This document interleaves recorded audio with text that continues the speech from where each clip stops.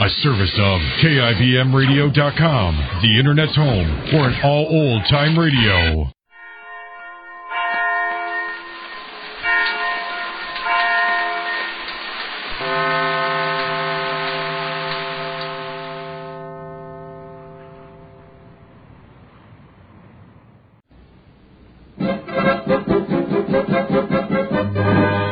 Jerry of the Circus.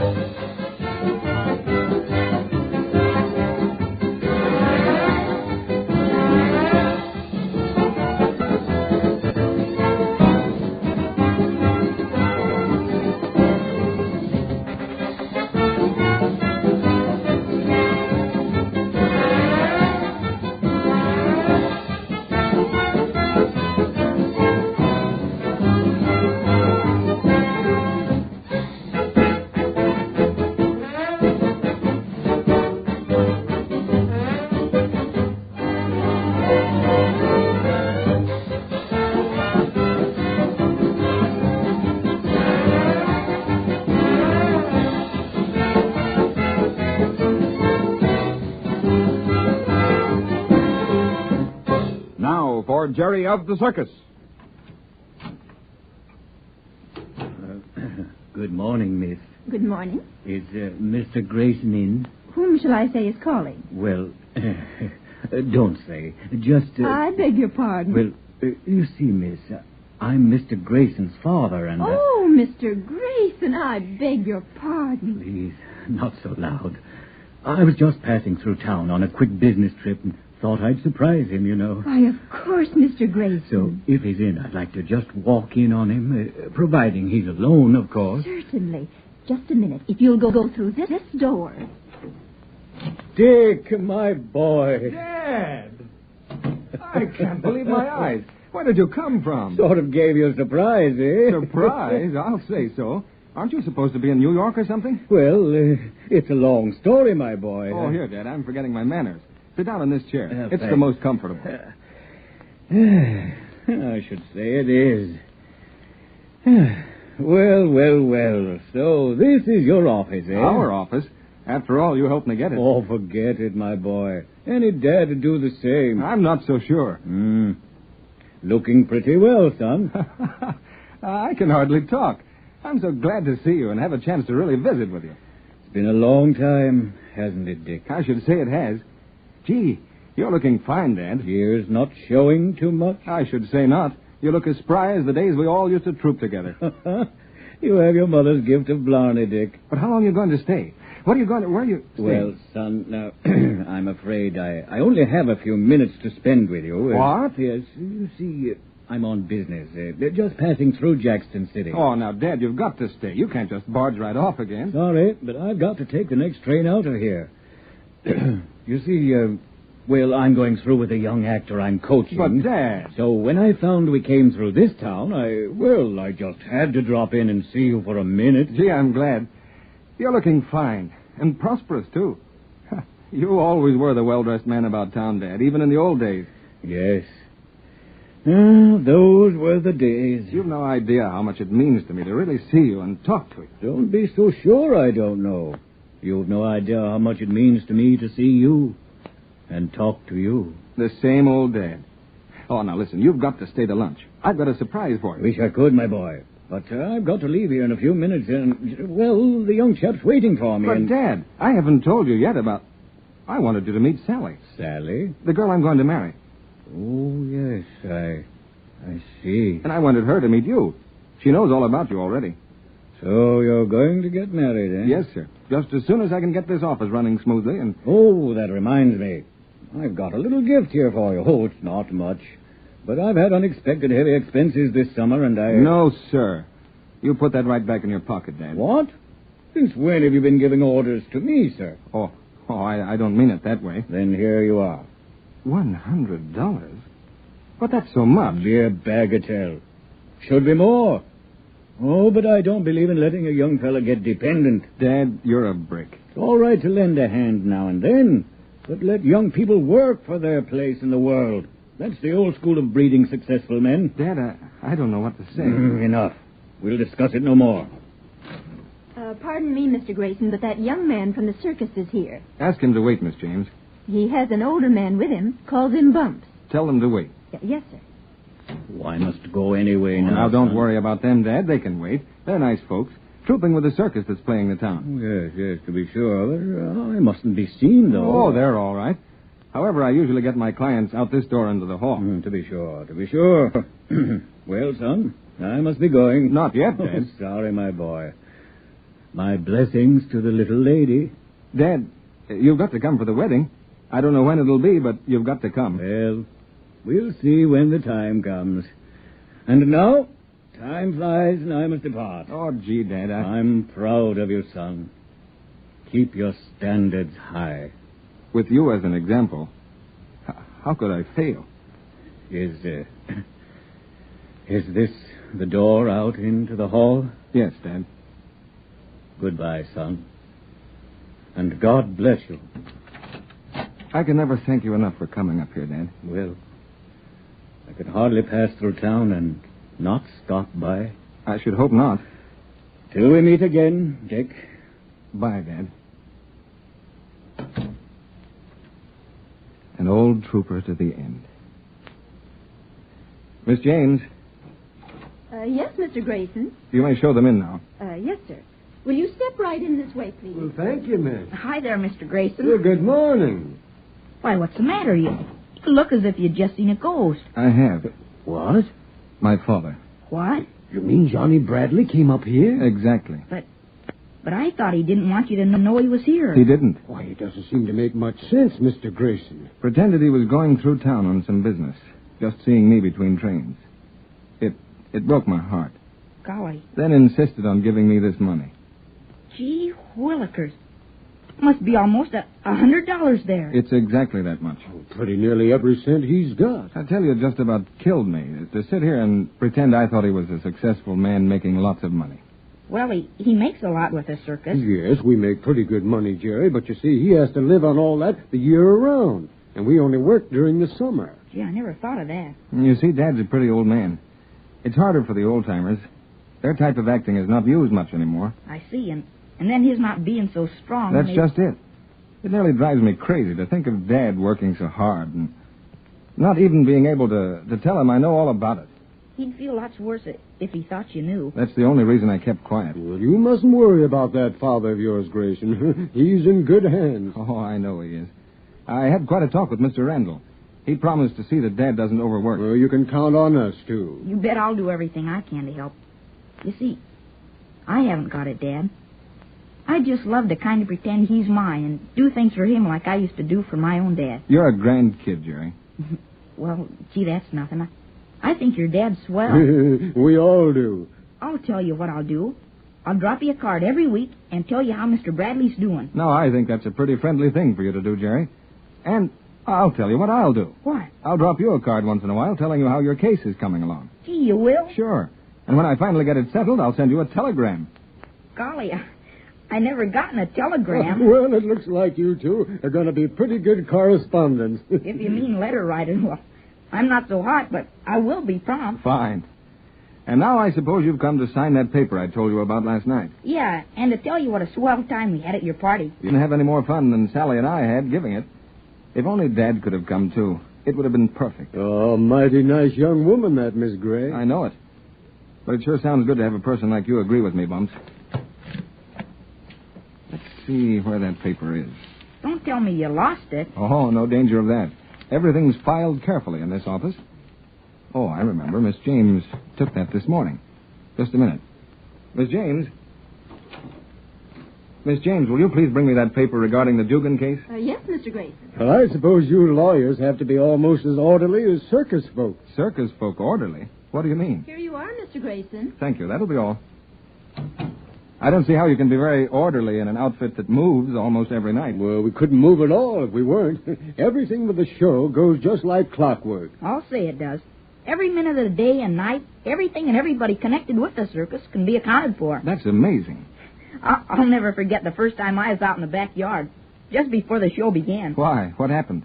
Oh, nothing. That's why it seems so funny. What do you mean? Well, you see, I was wandering around and people were going back and forth, nobody thinking much about the show. Then all of a sudden, I noticed a couple of guards dressing some of the elephants. How do you mean, dressing? Oh, you know, the howdahs they put on their backs and the spangled banners and things like that. Oh, I see. Well, the next thing I knew, the animals and people started going into the big top.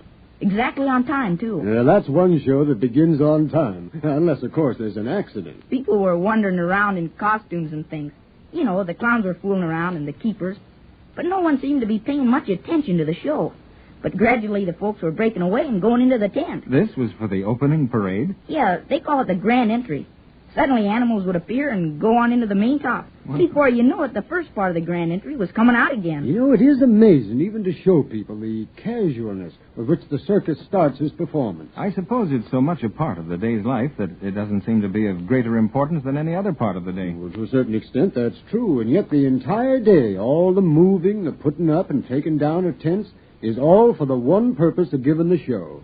What got me that first time was that no one made a fuss or seemed to be paying any special attention. And yet no one was a minute late. Yeah. You see, Mr. Grayson, a whistle is blown ahead of time for all the performers. I didn't hear it when I was there the first time. No, because you weren't listening for it. We heard it. Guess that's it. I always hear it now and know exactly what act's on. How? Oh, by listening to the music the band's playing. Certain pieces go with certain acts. And then, of course, the ringmaster whistles for certain acts.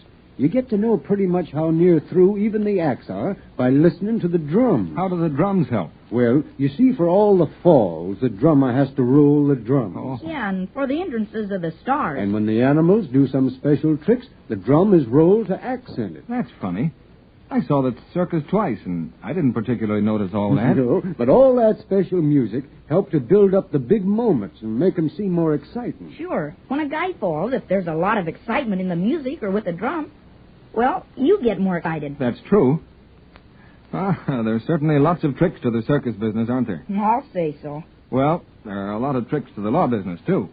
And if I don't get these papers signed, I'll never get on with your case. Golly, guess I was talking too much. Where do I sign? Right here, Jerry, where this dotted line is. Okay. Jerry Dugan. There you are. That's done. All right, Jerry. And now I hope it won't be long before you're opening that box of your dad's in the bank down the stairs. So do I. Gee, Mr. Grayson, I can hardly wait to see what's in that box.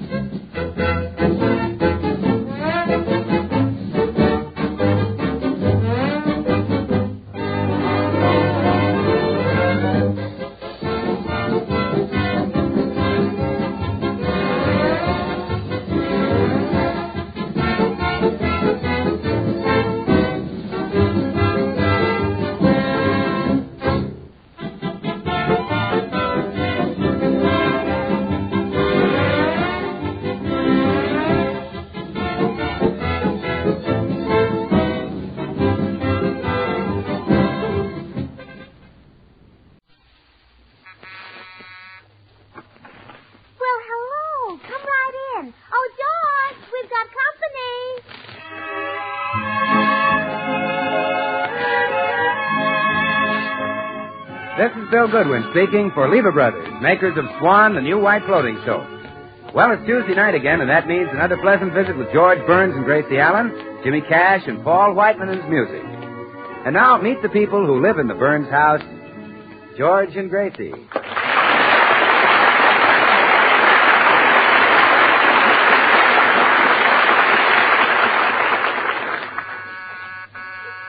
Will you answer the door, Gracie? I haven't finished shaving. All right, dear.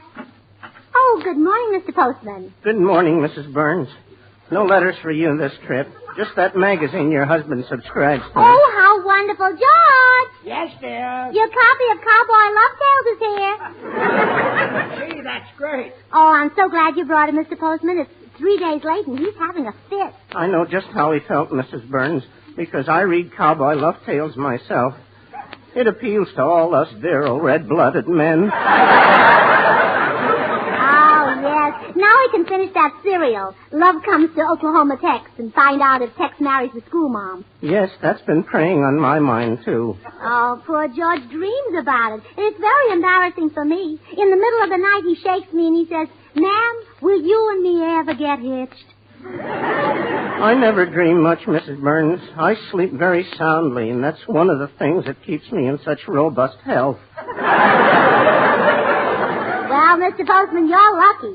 Well, goodbye. Goodbye, Mrs. Burns. Remember, keep smiling. Gee, I'm glad Cowboy Love Tales came. Oklahoma, Texas is in a bad spot. I'll read it right after dinner. Gee, I'm dying to see that magazine. Say, you know, dear, Yes? now that we're staying home nights on account of gas rationing, wouldn't it be nice to make friends with our neighbors? Well, maybe you've got something there. They really should get to know their neighbors. Well, I should say, why, before I got married, a man lived next door to our house for 10 years. And not one of us even said hello to him in all that time. Well, that wasn't right. Oh, no, it wasn't. And we were mighty sorry we couldn't say we knew him later when he murdered his wife. It's a big celebrity. I hope our neighbors are just plain folks. Oh, well, all of ours seem like lovely people. Funny how little we know about them. Yeah, the only neighbors I know anything about are the ones who just moved in next door. Well, what do you know about them? Well, they sleep in twin beds. He exercises with Indian clubs, and she keeps goldfish. Oh, you met them? Oh, no, I watched them unload the moving van. I say, you could tell all that by the stuff they own, huh? Oh, sure. For instance, I know they have a daughter they're trying to marry off. How do you know that? Well, their sofa has a built-in light switch. Well, you could be right about that. What else do you know? Oh, lots of things. I know he's a hair tonic salesman because I saw his samples. I also know the hair tonic's no good. It's no good. No, one of the bureau drawers came open and his toupee fell out.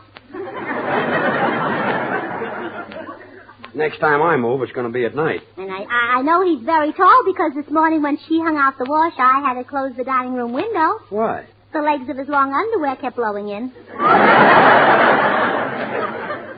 You know, Gracie, I don't think it's nice Hi, for you. George. Hello, Gracie. Oh, hello, Bill. Glad you dropped in, Bill.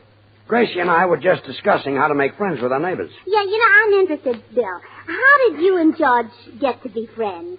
Well, Gracie, I was playing golf. I hit a ball in the rough. A fella picked it up. I ran after him, knocked him down, took the ball away. We've been friends ever since. It never happened. And you didn't knock me down. I stumbled. Of course, there are better ways of making friends, Gracie. I have one surefire method. Oh, yeah, what is it, Bill? Well, you and George go over to a neighbor's house and ring the bell, see? When he answers the door, you say, "Hello, we're Mr. and Mrs. Burns," and you hold out your hand.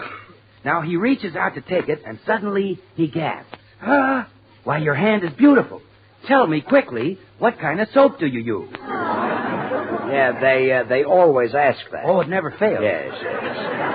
But you don't tell them, you see. You don't say that you use Swan, the new white floating soap, the soap that's purer than even the finest Castile soaps, pure as the morning dew. We don't tell them. Oh, no, not a word. No. Now, George, you've got his curiosity aroused. Sure. Well, he says, "Please tell me what kind of soap you use." Now we tell them. No, not a word. Oh, suspense. Yes. Yes. Don't even hint to them that because Swan is purer than the finest Castiles, it's bound to be kind to your hands and skin. And that's swell to know, because those pure Swan suds are great for washing dishes and for every soap and water job in the house. But mind you, don't tell him this. Don't say a word. Just look mysterious. Are you sure this is the way to make him like us? Oh, positive. Now, he begs you to tell him what kind of soap it is. I see. He pleads with you. I see. He gets down on his knees. But you still don't tell him. Oh, please, Bill. Let me tell him. No, Gracie. You don't even tell him that he can break Swan in two with an easy twist of the wrist and use half in the kitchen for dishes and cleaning and the other half in the bathroom for his hands and face. Instead, you start to walk away. We're going to leave. Oh, well, that's what he thinks. Oh, we stay. Yes. I see, yeah. He follows you down the walk, George. He throws himself across your path. He beats his head on the sidewalk. He tears his hair. Tears stream down his face. Oh, please, he cries. Please tell me what kind of soap you use. I've got to know. I've just got to know. Oh, Bill, let me tell him what soap we use. Well, all right, Gracie, go ahead. Oh, thank you, Bill. It's Swan, mister. It's Swan. Oh. That does it. The fella is now so grateful he's your lifelong friend. Now, you see how easy it is to make friends? That's what you want us to do. Yeah. Look, Gracie, here's the way to do it. First, you pick out an impossible name like Tralafas. Chauncey J. Tralafas. Now, you ring the bell and you say, I beg your pardon, but isn't your name Chauncey J. Tralafas? And the fella says no, because nobody's got a name like that. Then you say, you look like Chauncey. We used to go to school together. And before you know it, he invites you in for a cup of tea, and you get to be friends. Oh, well, George, that sounds wonderful. I'll go right out and do it. Good. All right, Gracie, we'll watch you through the window.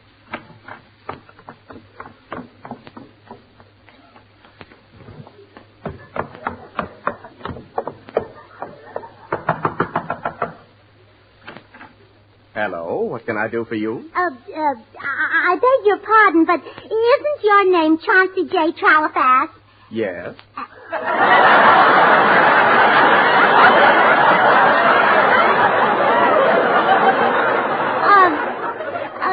It is? Yes. George, what do I do now?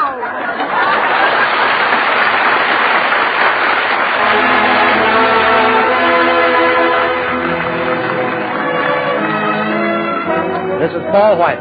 Well, this week we've taken an oldie, and the boys have given us 4 new motors. The 6 hits and a miss have added a bomb rack and streamlined the fuselage.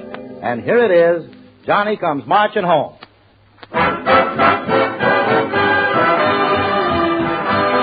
When Johnny comes marching home again, hurrah, hurrah, the people are gonna gather round from near and far.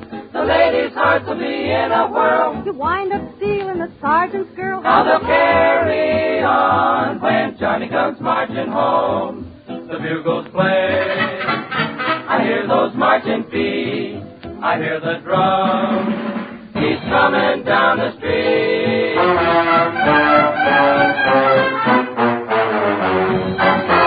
When Johnny comes marching home again, hooray, hooray, hooray, we'll give him a hearty welcome and hooray, hooray, he'll wear a medal for bravery. You wear a smile for the crowd to see. And we'll all feel good when Johnny comes marching home. Hooray, hooray, hooray, hooray, when Johnny comes marching.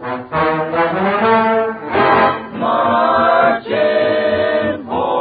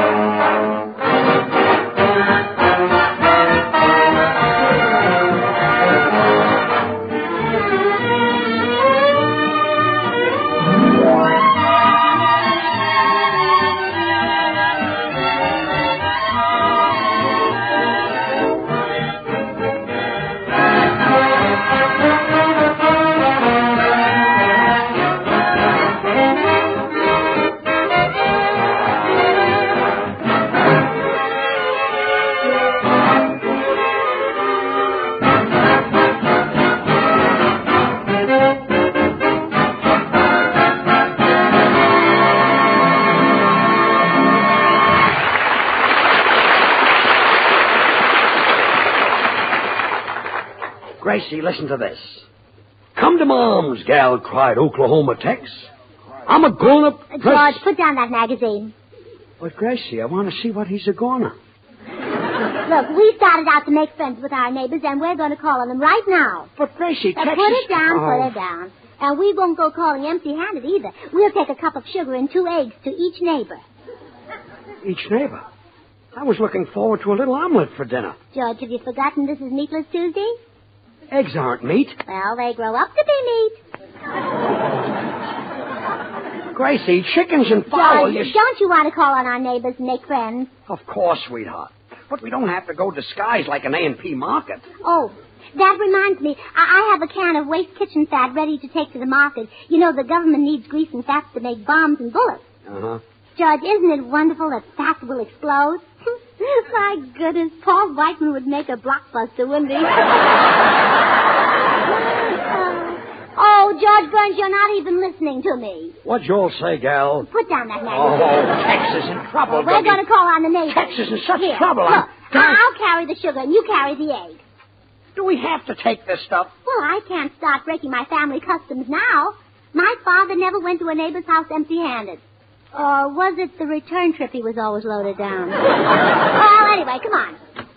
Gee, it feels silly. A man shouldn't go around leaving eggs at people's houses. Well, don't think of yourself as a man, George. Think of yourself as an Easter bunny. Thanks. Now I don't feel silly. Well, here we are. George, ring the bell. Now, when they open the door, let me do the talking. Okay. Yeah? Well, how do you do? We're your neighbors. Everybody is short of eggs and sugar these days, so we thought we'd bring you some of ours. Oh, a couple of hoarders, huh? Hoarders? I'll bet you have an icebox full of bacon and butter. Well, sure we have. Gracie, we haven't got any bacon or butter. Yeah, I know. I'm just showing off. On your way, hoarder, before I call the cops. Hey, how dare you talk like that to my husband? He's just as honest as you are, you big crook. Come on, Gracie, come on. You better watch what you say. My husband doesn't care if you are twice as big as he is. Gracie, come on. He'll give you a good thrashing. From there? Well, I hope you're satisfied. Well, don't worry, dear. We'll try it on another neighbor. Where are the eggs? Oh, gosh, I dropped them. When I thought I might have to fight that fellow, I reached for my glasses. Yeah, I know. You just got them on in time, too. Yeah. Well, here's the next house, George. Let's try here. Oh, no. I'm delivering no more groceries to neighbors. I want to see how Oklahoma, Texas... George! Oklahoma, Texas in trouble, you know. George! Oh, all right. Now, at this house, I'm going to try something entirely different. Yes? How do you do? We're your neighbors. We'd like to borrow a few pounds of coffee, please. A few pounds of what? Well, maybe I better explain. You keep quiet. I knew you were a moocher the minute I set eyes on you. But you don't understand. I understand, all right. A few pounds of coffee. Why don't you ask for a few gallons of gasoline or a few pints of blood? Look, miss, if you'd let me explain a what fine this pair of moochers. I'm not surprised at you, mister, but I can't understand how you can let your daughter stoop to a thing like this. My daughter? Listen, I wouldn't borrow coffee from you if I lived to be 100. That gives you about 3 months to look around. She's sweet, isn't she, George? Sweet? She called you a moocher. Yeah, I know, but a young moocher. Gracie, you're trying to do this the hard way. If you want to make friends with somebody, just walk right in and be friendly, that's all. Now you run on home. I'll handle the next one myself. Oh, all right, dear. Yeah? Well, hello there, neighbor. I'm George Burns. I live across the street. I thought I'd drop over and just sort of get acquainted with you. Yeah? Nothing like getting to know your neighbors, I always say. Huh, neighbor? Yeah. That reminds me, I heard a very funny story today. It seems that 2 fellas met at a bar, and one fellow said, I live on Elm Street, and the other fellow said, I live on Elm Street, too. And one guy is the other guy's father. Yeah, that's the joke, all right. Do you know the one about the boarder who stopped at a... Yeah. No more lemon pie. Yeah, that's the one. Well, did you hear the one about... The woman on the streetcar?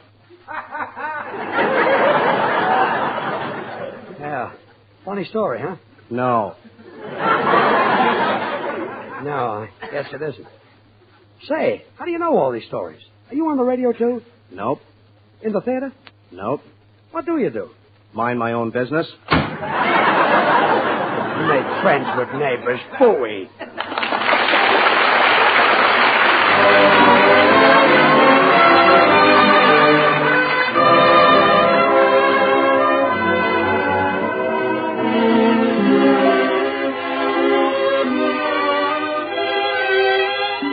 And now Jimmy Cash gets in the Christmas spirit with I Sent a Letter to Santa. I sent a letter to Santa. I mailed it carefully. And here's what I'm asking of Santa. Watch over Daddy for me. Maybe he's in Londonderry or on the Western Sea. But if you would make Christmas merry, watch over Daddy for me. Like all girls and boys, I like pretty toys, especially this time of year.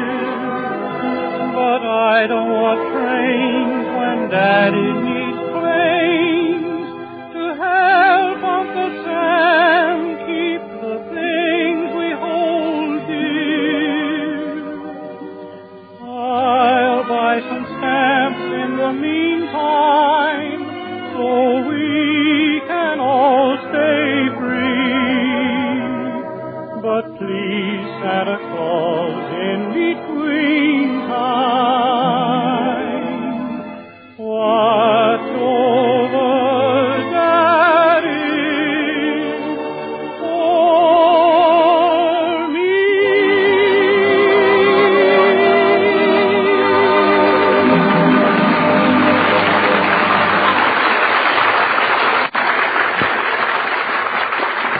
Did Gracie give up? Oh, no. She phoned the neighbors and finally got the Baylesses and the Gibsons over that night for a little get-together. The party is now in full swing and has reached its peak of mirth and merriment. Oh, you and me both, Ethel. I just can't help it, Gregory. This is the dullest party I was ever at. Yeah. And what time is it? 12, 1? It's 9:26. Oh, murder. Oh, isn't this a wonderful party, folks? Aren't you glad you came over, Mr. Gibson?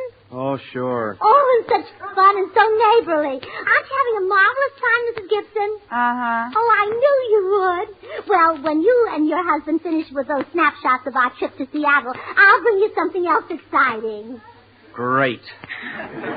Well, now, you'll have to pardon me while I talk to Mr. and Mrs. Bayless. Our hostess must keep busy, you know. Yeah. Well, Mr. and Mrs. Bayless, isn't this a wonderful party? Oh, delightful, Mrs. Burns. Simply delightful. Well, don't forget to enjoy yourself. All righty. Bert, I could kill you for dragging me to this clam bake. Don't yap at me. It was your idea. It was not your Hey, always... close it. Here comes Burns with more of those drinks. Did you get rid of the last one? Yeah, what a beating those goldfish are taking. Well, here you are, folks. Just shook up a new batch. Hey, Bill, bring the Bayless something to eat. Okay, George. Want a cracker? Want a cracker? No thanks. Come on, Bill. You're a big help. Want a cracker? Want a cracker? They're people, not parrots. Have you taken a good look at her nose? Well, never mind. Hiya, Mr. Gibson. How about another drink? Yeah. Well, just yell when you're ready for more. Only a guy with a C card could make drinks that taste like this. Then why do you drink them? I keep hoping they'll put me to sleep. Hey, what time is it? 2, 3? It's 9:31. Wow. Bill, come here a minute. What is it, George? Look, I haven't got the heart to tell Gracie, but this party is a mess. Can't you do something to pep it up? Oh, sure. Listen, I got a routine that's a riot at parties. I hypnotize a woman and then I ask her questions. Well, all right, go ahead. Nothing can hurt this party. Okay, George. Folks, I'm going to try a little trick. Oh, wonderful. Mrs. Bayless, do you mind if I hypnotize you? I'd better ask my husband. Bert, do you mind if Mr. Goodwin puts me in a trance? Are you kidding? All right, Mrs. Bayless. Now, look me right in the eye. Now, relax. Relax. There. Now, listen. I can make her say anything I want her to. Suggest a word, somebody. Umbrella. Any word at all. Banana. Just suggest a word. I can make her say it. Telephone. Any word at all. Swan. Thank you, little lady. I almost forgot it, didn't I, Bill? Yeah, Gracie. Well, I will now make Mrs. Bayless say swan. Mrs. Bayless, listen carefully. What do you use to wash your dishes? My husband. No, concentrate, Mrs. Bayless. What can you break in two with a twist of the wrist? My husband. Mrs. Bayless, I want you to say Swan, the new white floating soap that's purer than the finest Castiles. You know, women have long considered Castile soap the standard of purity, and Swan is even purer than the finest Castile soaps. Money just can't buy a purer soap than Swan. Swan, Mrs. Bayless. Swan. Oh, come on, Bill. Give her a little hint. Oh, well, all right, I will. Mrs. Bayless, because Swan is purer than the finest Castiles, it's ideal for bathing a baby. And if it's that pure, well, you know it's great for your complexion and for your shower or tub. Tub, Mrs. Bayless. Think of Saturday night. Think of a big tub full of suds. My husband. Some hypnotist. Hey, Ethel, what time is it? 4, 5? 9:36. Still Tuesday? Oh, aren't we having fun, everybody? Now let's all play solitaire. Gracie, don't look now, but this party is dying on its feet. Well, yeah, the kid, he has slackened off a little bit. Yes. Oh, but don't worry. I know the very thing to bring it to life. Quiet, everybody. Quiet, please. Some noise they were making. Listen, everybody. I've got a wonderful surprise for you. Herman. Oh, come in, dear. Oh, now, folks, I want you to meet my little duck, Herman. Oh, brother. Poultry yet. Herman has learned how to recite the alphabet. Go ahead, baby. Recite it. That's right. A, B, C. That was ABC? Yes. Go ahead, Herman. What comes next? No. No. That's right. D. That was D, huh? Yes. Oh, Herman, darling, you're such a clever little ducky. Gracie, I'd like to make that kid real smart. Let's stick him in a nice hot kettle of alphabet soup. Go on, go on, go on.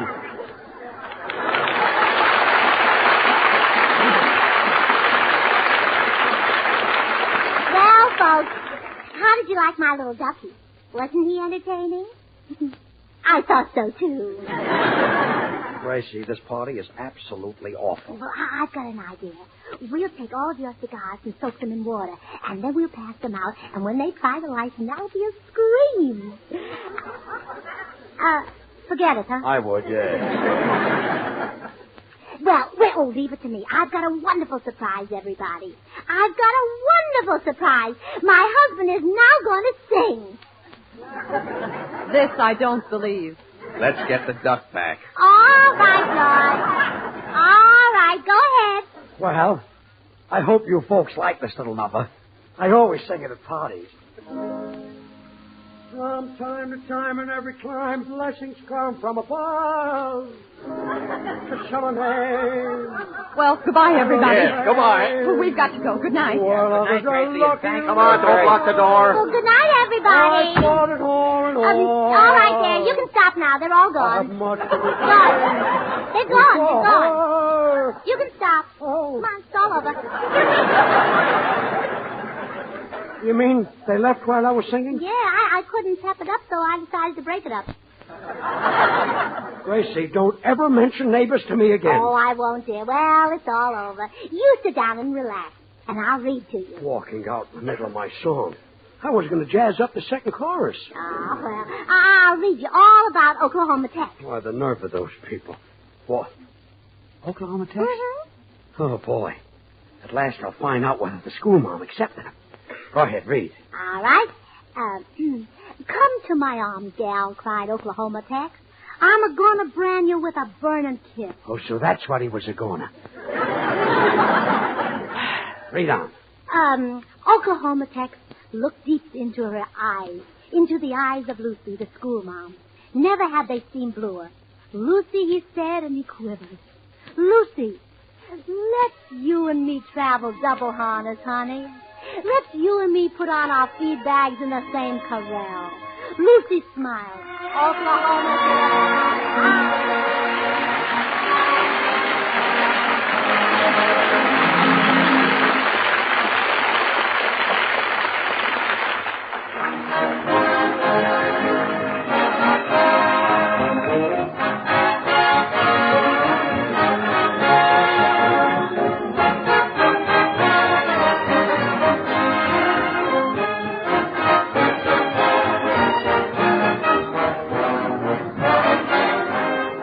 George and Gracie will be back in a second, so I'm just going to remind you that even though Swan is purer than the finest Castile soaps, it's not expensive.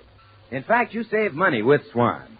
You save in the kitchen because with Swan you don't have to buy easily wasted packaged soaps.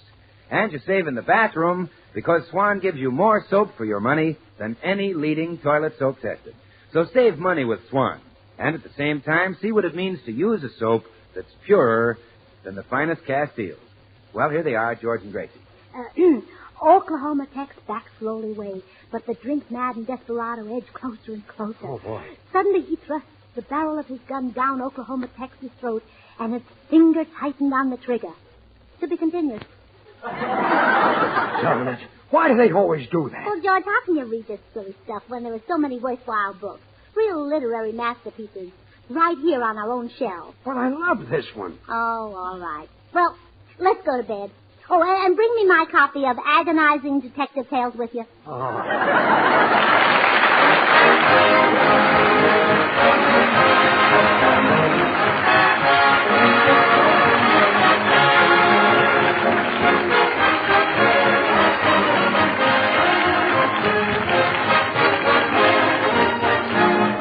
The makers of Swan, the new white floating soap, join George and Gracie in inviting you to tune in again next week, same time, when you'll meet a special guest at the Burns home, one of your favorite movie stars, Herbert Marshall.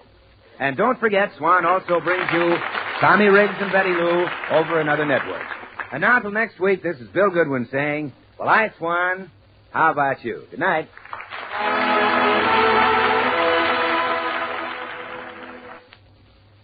Try Spry. You'll find the baking you turn out fluffy and light. Try Spry. You're sure to hear your family shout, what a delight. For cake, pie, donuts, the things you fry. Try Spry. What's that you say? You're going to try it today? Why, sure. Try Spry. This is the Columbia Broadcasting. Andy, did you hear that? Come on, will you? Did I hear what? That whistle. That's the Rinso White whistle. And Rinso means us. That's right. Rinso gets clothes Rinso White. And Rinso presents the Amos and Andy Show.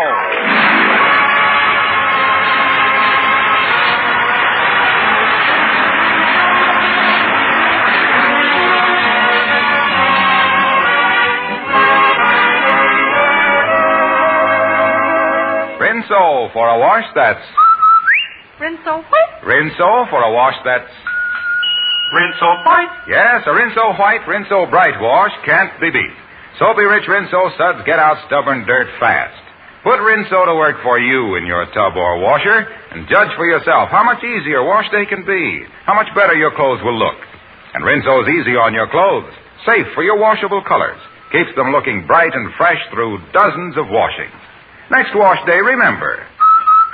Rinso White.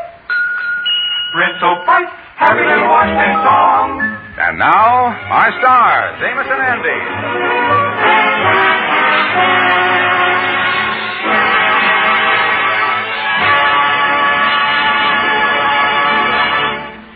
let's look in on the home of George Kingfish Stevens.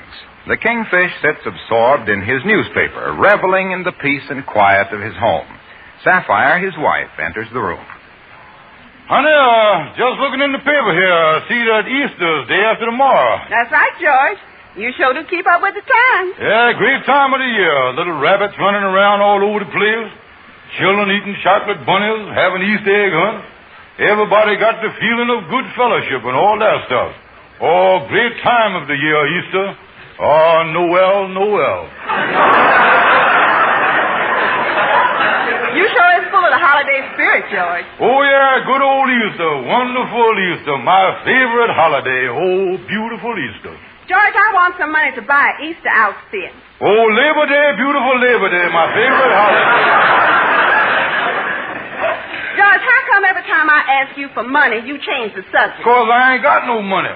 And if I did have any, spending it on an Easter outfit would just be plain foolishness. George, I can't understand you. Don't you want me to look attractive and pretty? Honey, I married you the way you is, and I don't expect no miracle. George, how can you say anything like that? It so happens that I carry clothes very well. Why, I've got the figure of a 16-year-old girl. Yeah, well, give it back to her. It ain't doing you no good. Well, I can see I ain't gonna get nowhere with you. It sure is a lucky thing I saved this $10 here. At least I can buy myself an Easter hat. Now, wait a minute here. Does I see 10 $1 bills there? Say, where did you get them, and how come I didn't know about it? Because I've been hiding them. I had these bills pinned inside of my shirtwaist. Oh, that's it, huh? I was wondering why every time I hugged you, you rustled. Listen here. Even if you spent $10 on one of them crazy hats, it ain't gonna look no good on you. Look, George, when I go to Madame Feti's, I always am sure of getting the smartest thing. When she tells me a certain hat is right for me, then that's the one I buy. Her hats is the creations of talented designers. Oh, talented designers, my foot. Anybody that has nightmares can design a woman's hat. Now, George, I see it's useless to talk to you. I'm going to buy a new Easter hat, and that is all there is to it. All right, go ahead. But something ought to be done about these hats that women spend good money on. You ain't heard the last of this hat business yet, Sapphire Stevens.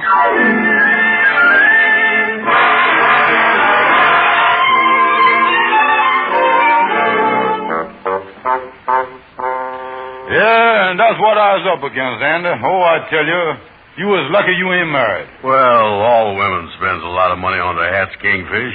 Even that new gal, Sarah, that I just met, done spent $15 for a new Easter hat. $15 Sarah spent, huh? Yeah, and for what? It's just one of them hats that you wear slanted down in the front and practical covers the face. Yeah, well, that's different. With that girl, if it covers the face, it's worth ever since you paid for it. Now, wait a minute. Sarah ain't so ugly when you get used to her. And the women's is the same whether they're ugly or beautiful. The only thing in this world they're worried about is their appearance. Is there enough lipstick on their lips? Is there enough mascara on their eyes? Yeah, they're using the right shade of nail polish and all that stuff. You know... hello, Shorty. Hiya, fellas. Hi, Shorty, hi. Say, Kingfish, you look all worked up. What's wrong? Oh, me and Andy are just talking here that all the women does these days is worry about being attractive under their hats and their lipstick and all that stuff, instead of worrying about the home. I agree with you, Kingfish. I was on your side. So you was on my side? Yes, I was on your side. All the women does is make themselves pretty, and women is always looking sweet and lovely. Always making themselves appeal to the men. They're all the time looking lovable and kissable. I just changed sides.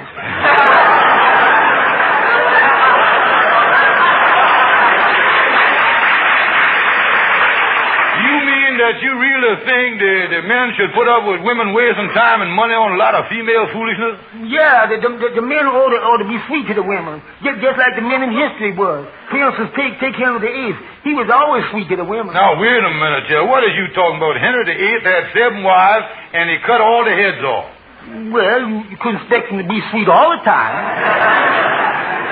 So far, Shorty, you ain't proving nothing. I'll say you ain't. Well, don't forget Henry VIII. Now, forget about him. Now, you take Sir Walter Raleigh. He was really sweet to the women. When he come to a mud puddle with Queen Elizabeth, he put down a coat. Yeah, well, nobody do that stuff now, though. Who don't? I does it. I was walking along with my gal the other day, and we come to a mud puddle, and I put down a coat. Oh, you did, huh? Mm-hmm. Sure must have got dirty. I'll say. She couldn't wear it for a week. Well, Shorty, that don't make you a gentleman, though. You were supposed to put on your own coat like Raleigh done. Well, he could afford it. He got that cigarette business. Yeah, I agree with you there, Shorty. Oh, Kingfish, we just wasting our time talking to Shorty. He don't know nothing about women. He ain't no ladies' man. Listen, Shorty, I bet you ain't even ever kissed a gal. Don't know nothing about smooching. If the man only knew. If I only knew. Look, Kingfish, we ain't getting no place here with Shorty. Yeah, look, Shorty, the whole thing started with me saying that I didn't like the idea of my wife paying $10 for a hat. And, Shorty, when you was married, you won't like the idea neither. Well, I'll tell you, Now, wait just a minute, here. Let's suppose you was married right now, and your wife comes up to you and says, Shorty, give me $10 for Easter hat. What'll you say? Well, I'll say, oh, sure, honey, I'll be glad to give you money for Easter hat. Here's $10. As my loving wife, here's $15. No, I'd rather give you $25. I'm going to stay single. So long.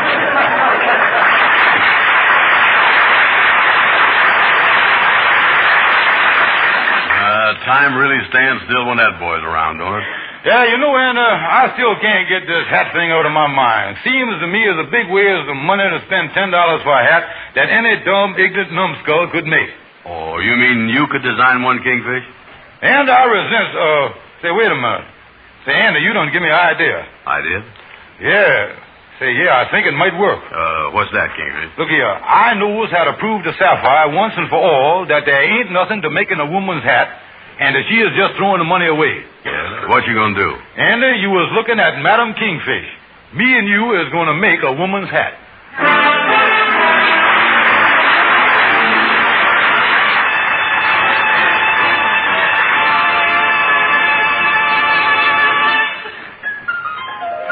And now let's hear the Mystic Knights of the Sea Quartet sing Little David, Play on Your Harp. Little David, play on your harp, hallelujah, hallelujah. Little David, play on your harp, hallelujah. Play on your harp, hallelujah, hallelujah. Little David, play on your harp, hallelujah. Little David was a shepherd boy. He killed a goat. Well, it shot for joy. David, play on your harp, hallelujah, hallelujah, David. Play on your harp, hallelujah, play on your harp, hallelujah, hallelujah, David. Play on your harp, hallelujah. Oh, Joshua was the son of Nun.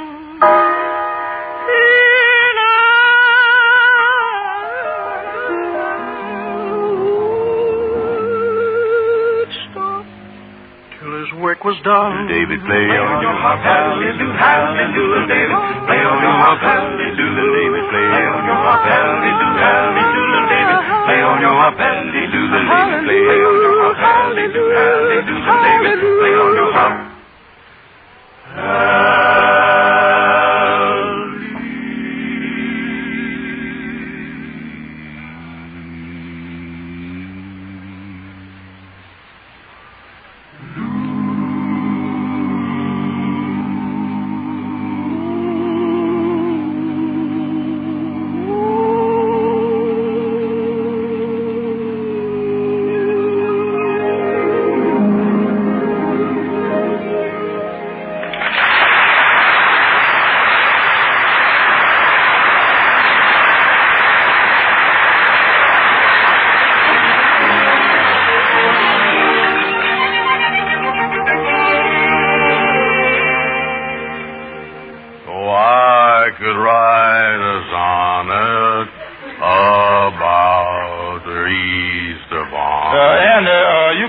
singing any time, including right now. Yeah, and if you take my advice, you can both stop making that hat, too. According to my wife, Ruby, it takes a great designer to make a woman's hat. And you ain't go fool Sapphire for a minute. Look, Amos, will you please let us make this hat without disturbing us? We know what we're doing. Now the next thing, Andy, we'll take this old straw hat here that you got for the crown. Say, wait a minute. This hat you brung in has got 2 holes in the top of it. How come? Well, that's where the horse's ears stuck out. You mean that you got this hat off of a horse, Andy? Yeah, I got it off of an ice wagon horse last summer. And does you think my wife could wear that? Well, I don't know. I don't remember what her ears look like. Boys, this is getting worse and worse. Say, now, them 2 holes give me a great idea. You see this old snakeskin belt here that we was going to put on for decoration? Well, we run it around the band a couple of times, then we let it come down through the hole of the crown, right down and come under the chin and buckle there under the chin. Yeah, that certainly sounds chic, all right. Oh, sure. Say, look, fellas, my wife Ruby reads style magazines all the time, and I guarantee you, if she seed anything like that in the magazine, she'd stop reading them. Well, Ruby don't know everything, Amos.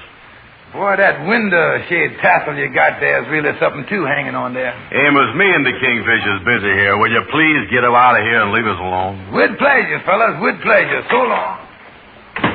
That Amos. Always bragging about how much that darling Ruby knows about everything. Yeah, well, now let's get on and get the hat finished up here. We can do it in no time, Andy. Yeah, well, what is the next step? Well, now, the next thing we got to do is to find out the size we're going to make the hat. Well, why worry about the size? If a horse can get into that hat, your wife ought to make it. Well, now, the hat look pretty good, don't it? Yeah, but what do we do now? And look here, I got the whole plan worked out, Andy. Remember me telling you that Sapphire buys the hats at Madame Fifi's French hat shop on Lenox Avenue, and she take whatever Madame Fifi say is good on her? Yeah. Yeah, well, we is going to make believe that we is a couple of genuine French hat designers from France, and get Madame Fifi to sell us this hat to Sapphire. Then after Sapphire has done bought it, it'll prove to her that anybody can make one of these silly women's hats.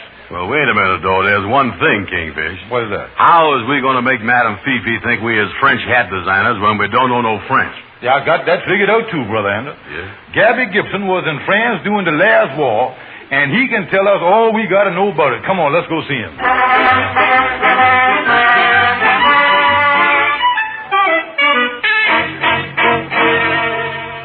So you really think that you can learn us how to speak some French, huh, Gabby? Oh, certainly, boy, certainly. I was in France during the last war. I speak French fluently. I speak it very fluently. Don't you mean fluently? No, I mean fluently. You see, French is one language where instead of accenting the last syllable, you sprays it. Well, now, I'm glad you can help us, Gabby. We was in a hurry, so let's get started with the lesson. All right, we'll start right in. Now, the first thing you got to remember is that French is spoke through the nose, like long, flaw. Oh, the language is spoke through the nose, huh? Oh, certainly. You hit a Frenchman in the nose and the man is speechless.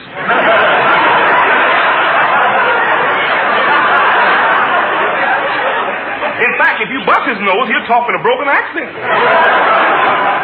All right, Gabby, we'll try to keep the thing in our nose, but start learning us some of the words now. Okay, I'll start with you, Andy. I'll start with you. See if you can tell me what this means. It's real French. Oui. Let me see now. Oui. Oh, yeah. That means this little pig cried all the way home. And, Brown, you've been lying. You really does know French, don't you? Yeah, only one thing, Gabby. That peculiar thing is going to be a little hard to work in the conversation. Now, what else is there? Well, let me see. Oh, yes, that's crepe Suzette. Yeah, what does that mean? Well, let's analyze it. Take the first word, crepe. You know what that means. And then Suzette. The thing is obvious. Crepe and Suzette. Well, what do it mean? Suzette is dead. That ain't going to be too easy to work into a conversation neither. Well, in that case, I'll give you an expression you can work in anytime you want it. Vive la. Remember that vive la. Whenever you was happy about something, all he does is put whatever you was happy about after the vive la. The French always yell that. Vive la France. Vive la Republic. Yeah, I remember that.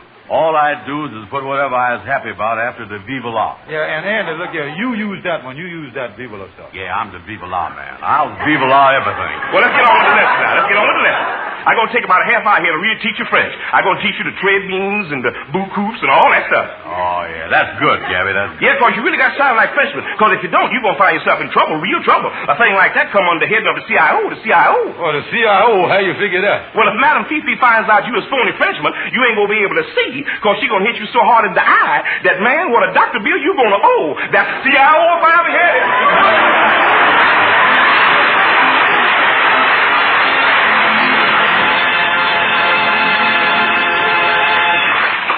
A Rinso whitewash. With ease. A Rinso bright wash. With safety. Is it any wonder that women here, there, everywhere are singing? Rinso white. For a wash that's white as it can be. Rinso bright. B-R-I-G-H-T. Yes, Rinso keeps your colors bright. Gets out more dirt for a wash so white. Here's great advice, you can't go wrong. Rinso white. Rinso bright. Happy little wash day song. Yes, Rinso does make wash day a song. As little as a 5-minute run per load with Rinso's soapy rich suds, and clothes are clean as a whistle. That short run is lots easier on your precious clothes.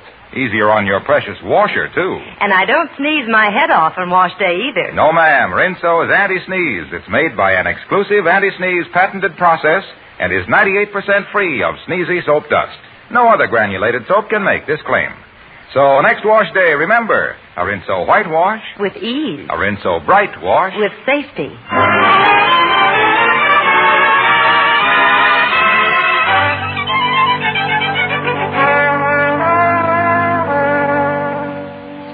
Well, there's Madame Fifi's hat shop right over there, Andy. And don't forget now, we are supposed to be French hat designers from Paris. Yeah, well, I won't forget it, Kingfish. Boy, I really look like a Frenchman with this French beret on my head and these white spats on my feet, don't I?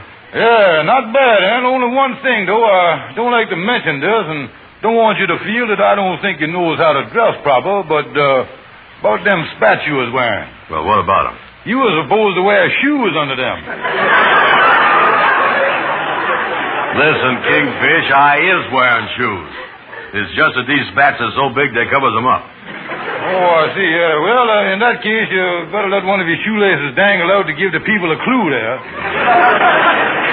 Well, outside of the spats, how does I look? Yeah, well, that brings us up to the French beret you got on top of your head there. I agree that wearing a beret is French all right, Anna, but does you think pink is the best color? Ain't pink sort of feminine? Well, I admit it is, Kingfish, but I figured the pink was offset by the baby blue pom-pom on top. I wonder what stand Esquire takes on the subject there. Yeah, well, here we are, Anna. Now, before I opens the door, don't forget to use all the French words and stuff Gabby done taught us. Oh, sure. Special that Viva la thing that Gabby say the French holler every time they're happy about something. Yeah. Here she come now, Anna. Here she come. Hello. I'm Madame Fifi. What can I do for you? Bonjour, madame. I espère beaucoup to meet vous all. I is Monsieur Georges, the famous hat designer, and this is Monsieur Andre, my assistant. Monsieur Andre, Madame Fifi. How do you do? A Viva la Fifi. Oh, you're both French, aren't you? Oh, yes. Ain't you? I mean, ne sais pas, and stuff like that. Oh, no, I'm not French. I just call myself Madame Fifi because it helps my millinery business. Mm-hmm. So you're a hat designer. Oui, and we is here to sell you a hat. I see. Tell me, are you free French? Oh, no, we ain't exactly free French, but we is very reasonable.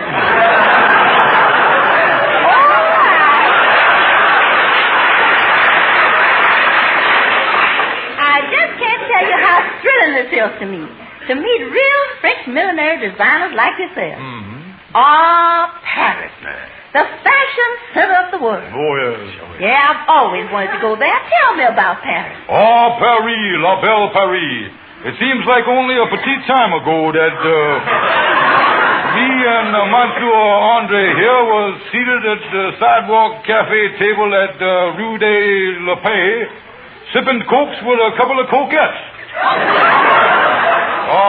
Andre, remember? Oui, vive la Coca-Cola. Well, it all sounds so fascinating.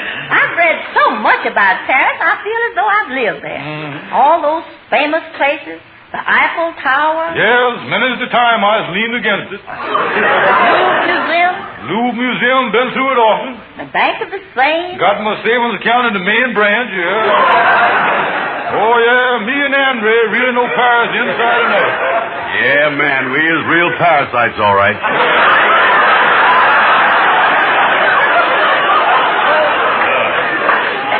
Was Paris occupied while you were there? Occupied? Yeah, Paris was occupied. We was there, was it not, Andre? Oh, sure. You couldn't hardly get a seat on the bus. Oh, yeah, Paris, real lively city, all right. Yes, I know. And the French food. Oh, I've read so much about the wonderful food served at the Paris restaurant.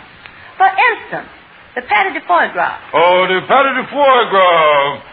Well, to tell you the truth, that's the one restaurant we ain't ever got around to eating at. Yeah, the services patties ain't much there.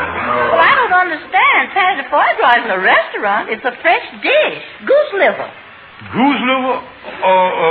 Oh, you talking about the dish? Oh, yeah. We thought you meant the restaurant in Paris that has that name. Oh, yeah, nothing like good old pâté de foie gras, eh, Andre? Oh, vive la pâté de pâté... Vive la goose liver.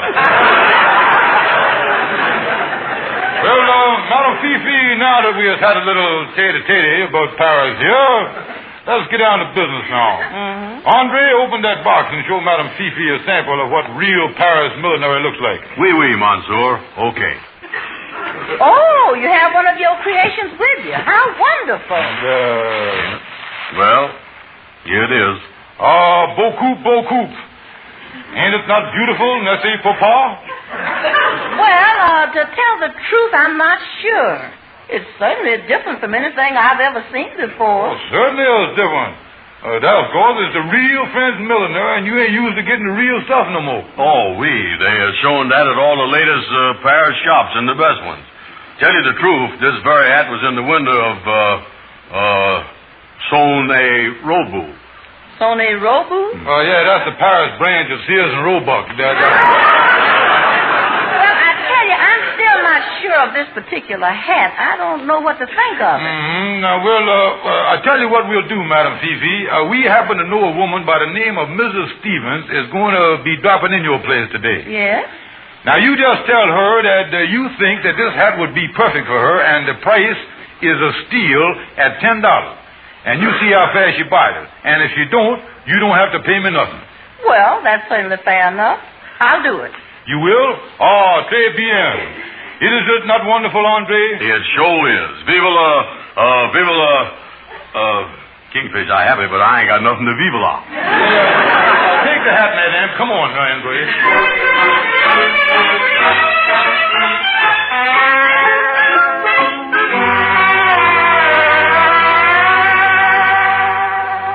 Oh, I tell you, Amos, Madam Fifi was really thrilled by me and Andy being French hat designers. I'll say she was. Sapphire's a cinch to buy that hat we done made.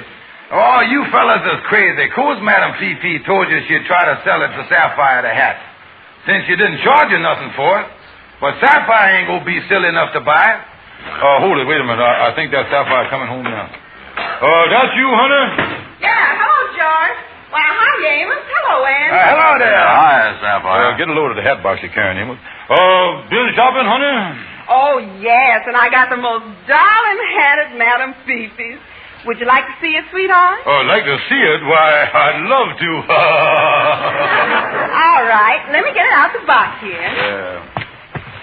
Dang, isn't it beautiful? Yeah, it's, the wrong hat. Oh, me. Yeah, so she didn't buy the hat after all, you may see. I told you she wouldn't. No woman be crazy enough to buy that thing. What's going on here?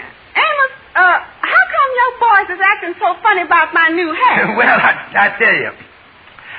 Sapphire, I just gonna tell her now. The Kingfish wanted to teach you a lesson about how silly he thinks women's hats is, so he and Andy made one themselves and got Madam Fifi to try to sell it to you when you come in. You talking about that awful hat that Madam Fifi showed me when I first walked in? Yeah. The one with the old straw hat, for the crown. Oh, and the snakeskin belt is buckled under the chin. Yeah, that's it, yeah. And it had a tassel hanging down. It looked like it come from a window shade.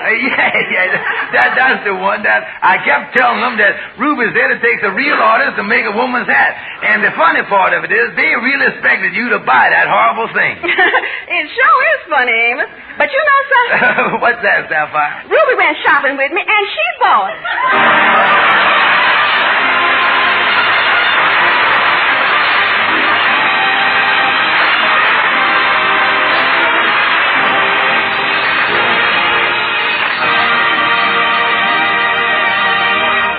Amos and Andy will be back in just a moment. Switch to Rinso for dishwashing and you'll breeze through the job. Those soapy rich suds chase grease and sticky dried-on food particles in far less time. Silverware and pots and pans, all your cups and saucers come shining clean the easy Rinso way. And Rinso's a big help on every soap and water job around the house, whether it's cleaning the kitchen linoleum or washing the living room woodwork. And it's easy on your hands, too. So get a big box of Rinso tomorrow. Use it for dishwashing, house cleaning, and for a wash that's... Rinso what? Rinso bright, happy little wash day song. And now, here are Amos and Andy. Well, Amos, I really have to laugh. Here you was telling us how much Ruby knows about clothes and how no woman be crazy about hats that me and Andy made and what happened. My wife don't buy it, but yours does. Yeah, she sure does. That sure is funny. Yeah, and paying $10 for it besides. Yeah. You still think your wife knows so much about women's hats? Yeah, I sure do, fellas. Ruby wore it to a fashion show this afternoon and won the $25 cash prize.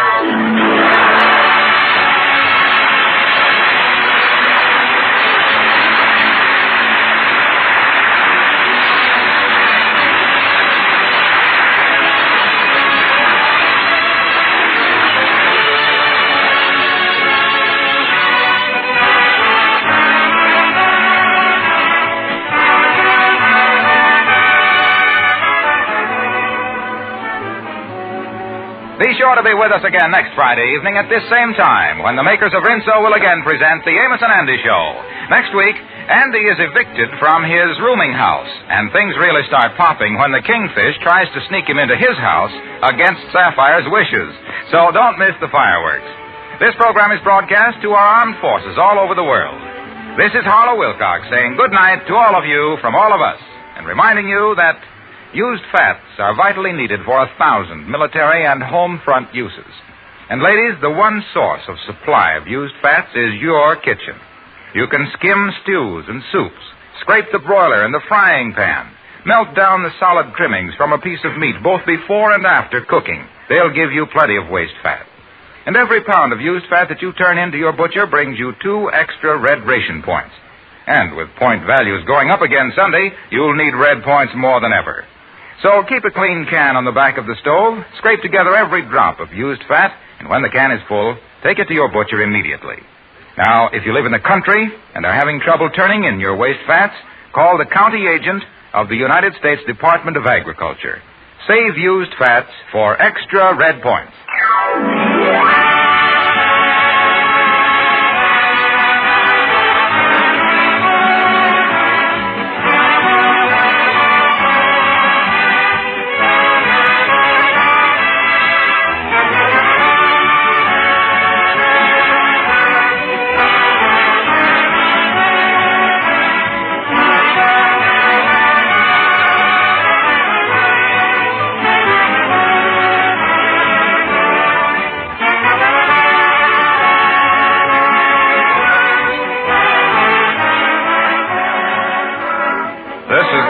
Broadcasting Company.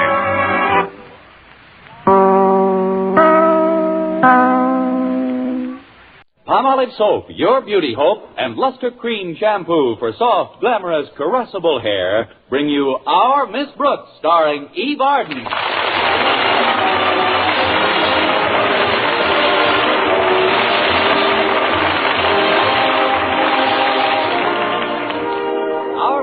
Who teaches English at Madison High School is as sociable as the next teacher, especially if the next teacher happens to be Mr. Philip Boynton.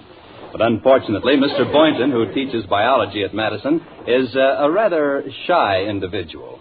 Yes, indeed. For a fellow who spends so much time studying life, he certainly manages to get very little on him. Of course, there are rumors around the school that I'm that way about Mr. Boynton. Now, I don't know exactly what that way means, but if feeling that way means feeling this way, then I guess I'm that way about Mr. Boynton. Anyway, last week he accepted my invitation to invite me to the faculty dance Saturday night. And so bright and early Saturday morning, I asked one of my pupils, Walter Denton, to drive me down to the beauty parlor in his jalopy. Unlike the new Hudson, Walter's car isn't one you step down into. His car, most people back away from. It's a very streamlined little job. No windows, no top, and no windshield. All in all, it's the coldest hot rod in town.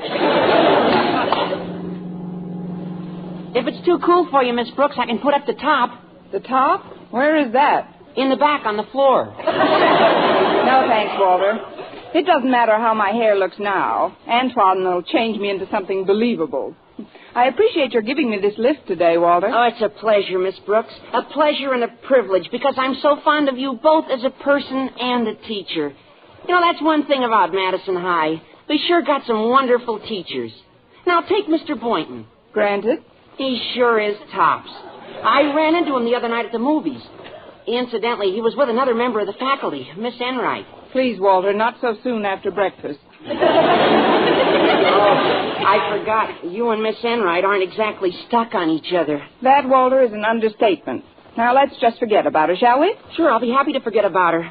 I never think about her much anyway. Fine. Walter. Yeah? Was she sitting close to Mr. Boynton? Who? The lady we decided to forget about. Well, I can practically give you a blow-by-blow because I sat right behind him in the movie. And what's your report, G2? Nothing. Nothing? They were so dull I spent half my time watching the picture. You should have asked for your money back. Of course, she did whisper a couple of things into his ear, but I couldn't hear what they were very well. She has a funny way of purring when she talks. There's nothing funny about it. To her, purring comes naturally. Of course, she tried to hold Mr. Boynton's hand once or twice, but she didn't quite make it. Why not? Most of the time, he had it in a bag of popcorn.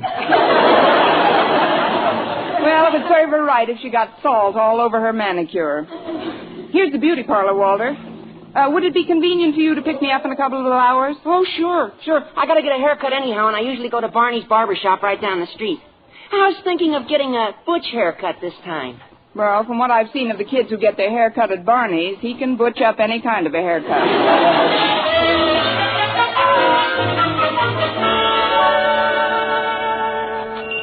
Hello, Antoine. Well, if it isn't Miss Brooks. A long time no see, like the man says.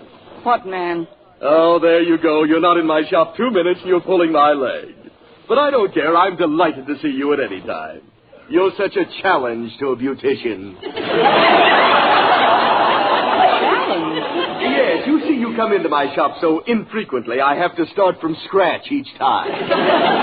Of course, you do have a load of natural beauty. Thanks, loads. But then so does a rose bush. And even it, with all its natural loveliness, must be properly and frequently cared for in order to retain that beauty. Its soil must be irrigated, its roots watered, its leafy branches gently sprinkled. Well, don't stand there. Turn the hose on me. Before I assign you to a booth, tell me, Miss Brooks, what prompted you to come in this morning? Oh, it's very simple, Antoine. There's a faculty dance at Madison High tonight, and I thought it would be nice to look like a human being. All the big jobs they bring to Antoine.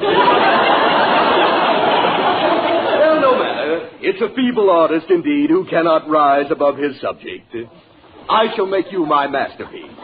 All I ask in return is that you promise to visit Antoine's once a week. Aren't you forgetting something? I'm a school teacher. You know, it isn't an accident that we of the faculty have a faculty for always looking like the faculty. Beauty parlors are a luxury we can rarely afford. Well, apparently that doesn't apply to all teachers. One of my best customers is a teacher. In fact, she has an appointment here in a few minutes. Miss Enright. Do you know her? Yes, we both teach English at Madison. Oh, then you and Miss Enright have something in common. I suppose you could call him that, yes. Oh, she's a wonderful person. Very active in the Parent Teachers Association and in all sorts of civic functions. What do you think of her? She's fine. Good teacher. Confidentially, I don't like her either.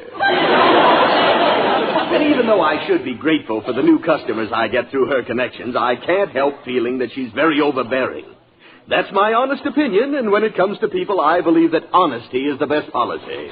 Well, here I am, Antoine. Miss Enright, how wonderful to see you. Your policy just lapsed. Why, Miss Brooks, what are you doing in a beauty parlor? Oh, I just thought I'd let Antoine do a little lily gilding. I haven't started yet. I'm going to make Miss Brooks look like a thing of beauty. Is there time? It's Saturday, you know. We have to be back at school by Monday. Oh, I'll make it. Antoine's going to put more men on the job. Well, if you'll excuse me for a moment, I'll arrange booth 3 for you, Miss Enright. Oh, do that, Antoine. Miss Brooks, now that we're alone, there's something I think you should know. That you were at the movies with Mr. Boynton last night? Well, how did you... Were you there, too? No, just my emissary. I must admit, Miss Brooks, I thought you'd be a little more upset about it. Upset? Me? Because Mr. Boynton chooses to go out with another English teacher? Of course I'm not upset. In fact, I had quite a laugh over it. A laugh? I thought I'd split my infinitive. You see, I happen to know that Mr. Boynton once heard the expression, let's live a little. Yes? So that's what he does. He lives as little as possible. No, I'm not worried about what Mr. Boynton does when he's not with me. Look, Miss Brooks, I like to do things in an open and above-board manner. I'm going to lay my cards on the table. Good. Take them out of your sleeve and deal. What's the first card? Just this. I know you've booked Mr. Boynton for the faculty dance tonight, but remember, there's always tomorrow, and I don't give up easily. Well, good for you, Salty Nails. Don't underestimate me, my dear. The next time Mr. Boynton and I walk down a middle aisle, it may not be in a theater. Be sure to invite me to the wedding. And Miss Enright, if you ever become a mother, remember, I'd love one of the kittens.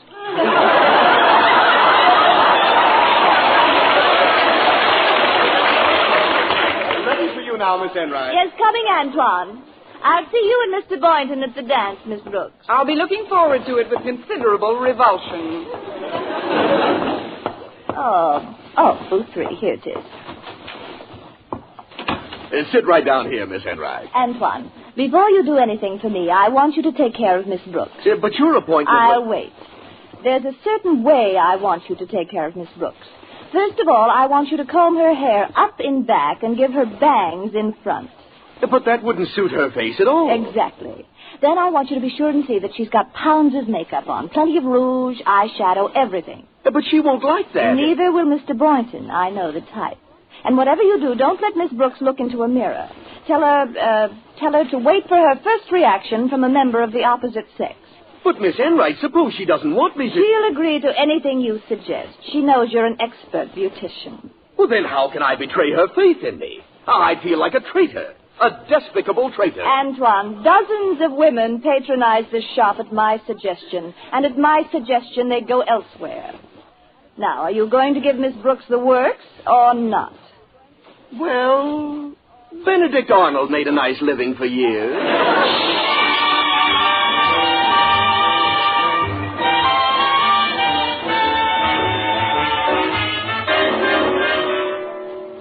There we are, all finished. Remember now, no mirrors, Miss Brooks. All right, Antoine, if you say so. I'll leave it up to the public. Oh, there's Walter parked as usual right in front of a fire plug. Well, here I am. Let's go. Sorry, lady, I'm waiting for Miss Brooks. Take another look, Walter. It's me. Holy cow, get in quick. I'll take you to the receiving hospital.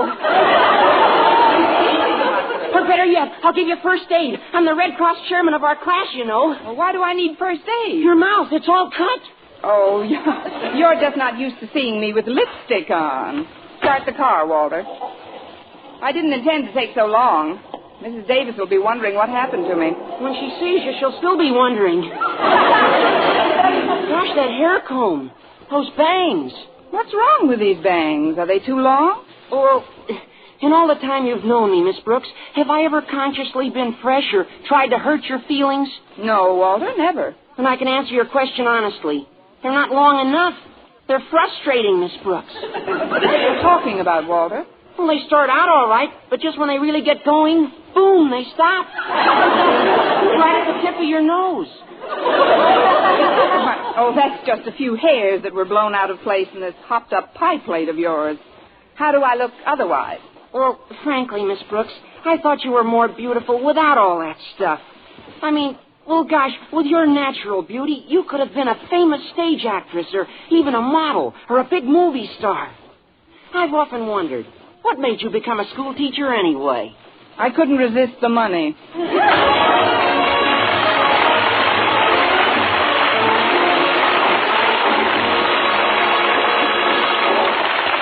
Our Miss Brooks, starring Eve Arden, will continue in just a moment. But first, here is Vern Smith.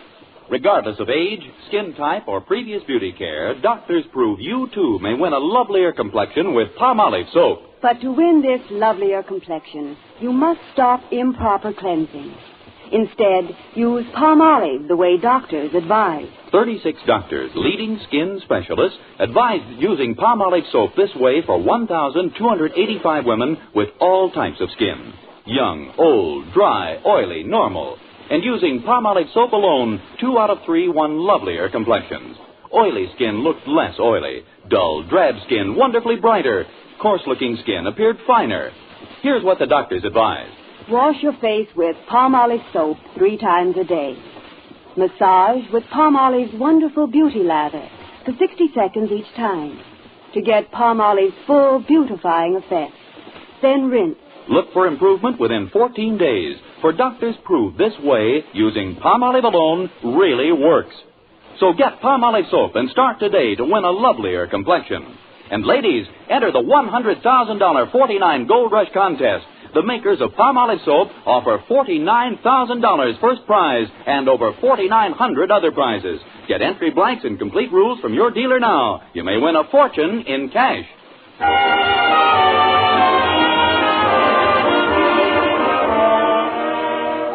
Well, Walter took me home from Antoine's, and as my new bangs and I entered the front door, my landlady, Mrs. Davis, came out of the living room.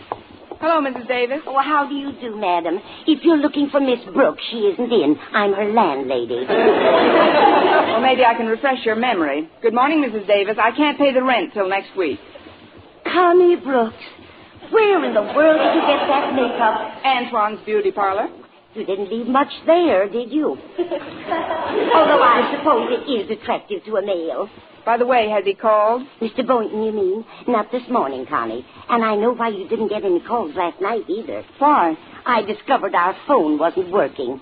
But I fixed it about an hour ago. You fixed it? Yes, I went downtown and paid the bill. You know, Connie, as one gets used to your new look, it's not half bad. Well, I should hope not. After spending 3 hours in a hot booth, the least I can expect... I'll get it. Hello? Well, hello, Miss Brooks. This is Mr. Boynton. I thought I'd better call to ask what time I can pick you up tonight. I wouldn't want to barge in without giving you ample time to get ready. Oh, you can come over any time, Mr. Boynton. It never takes me more than a few minutes to fix up. Well, then I'll be over about 7. You know, I tried to reach you several times last night, but your phone was out of order. Yes, I just heard about it. I was quite disappointed when you didn't answer, but while I was combing some new white mice I've acquired, Miss Enright dropped by and asked me if I wanted to go to the movies. What did you do with the other mice?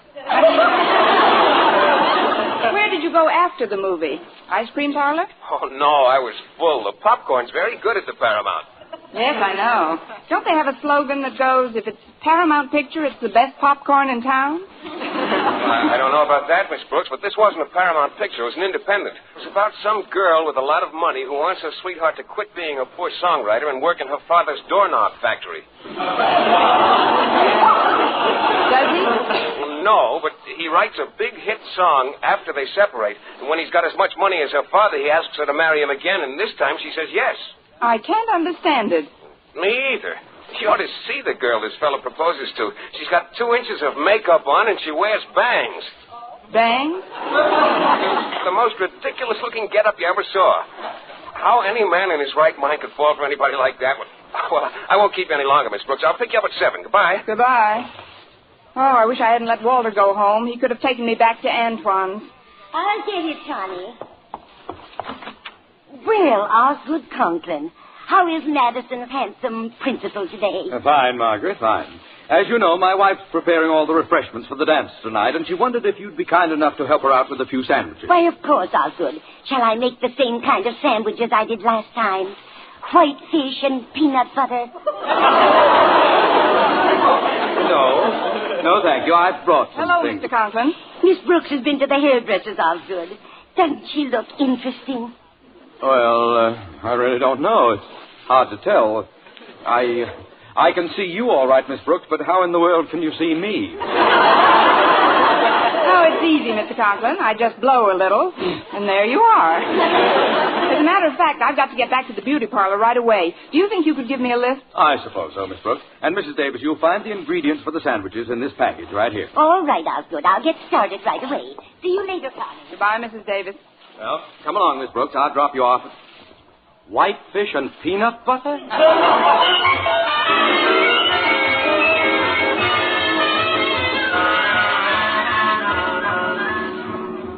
As I recall, Mr. Conklin, the beauty parlor's only a couple of blocks past your house, so I won't be taking you too far out of your way. That's perfectly all right, Miss Brooks. I hope you'll forgive me for seeming so taken aback when you first came in, but, well, you did look quite unlike a school teacher. Is that bad? On Saturdays, no. In fact, I rather admire a woman who takes the time to enhance her charms. Confidentially, I've been trying to stampede Mrs. Conklin into a beauty salon for years, but she just can't see it. Doesn't believe in powder, rouge, lipstick, none of the refinements. What does she want with refinement? She's got you. That is, she's got you. Excuse me, we're just passing my house. I always honk the horn when I'm in the neighborhood. Gives my wife and daughter a feeling of security.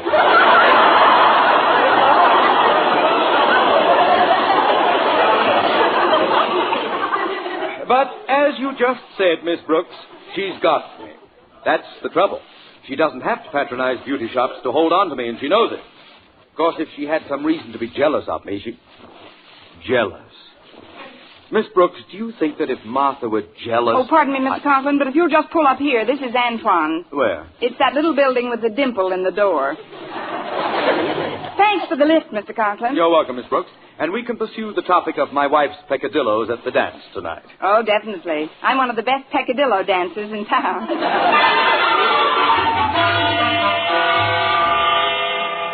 Well, that does it, Miss Brooks. Am I completely plain again, Antoine? If you were any plainer, you'd fade right into the woodwork.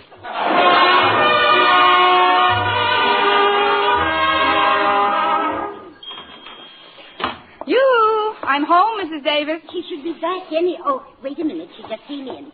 Come to the phone, Connie. It's Mr. Boynton. Again? I wonder what he wants now. Thanks, Mrs. Davis. Hello? Oh, hello, Miss Brooks. Mrs. Davis told me you were at the beauty shop. I was delighted to hear that. Delighted, Mr. Boynton? Yes. You see, I was afraid you might misconstrue my remarks about the girl in the movie and think that I dislike all spectacular hairdressings. Actually, the new styles fascinate me. They do? Yes. What sort of hairdo did you get, Miss Brooks? Well, what I got was more of a hair don't. But I'm sure you'll like what I'm going to get again, Mr. Boynton. Oh, fine. When we walk into that dance tonight, I want those other teachers to really notice you. I've even bought a brand new blue serge suit. Do you think it'll fit me? That's a hot one. I'll see you at 7. Goodbye, Miss Brooks. Goodbye, Mr. Boynton. Well, back to the beauty parlor. You know something, Mrs. Davis? What, Connie? In moments like these, I almost wish I was Mrs. Conklin. What am I saying?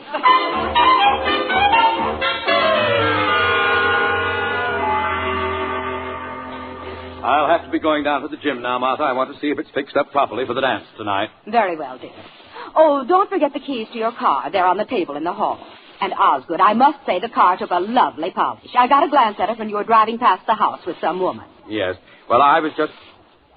You saw me driving with some woman, Martha? Yes, dear, I did. Well, there's no need to be jealous, of course, but She was quite pretty, don't you think? Well, I'm sorry, Osgood. I didn't get a very good look at her. I was carrying some cold cuts at the time.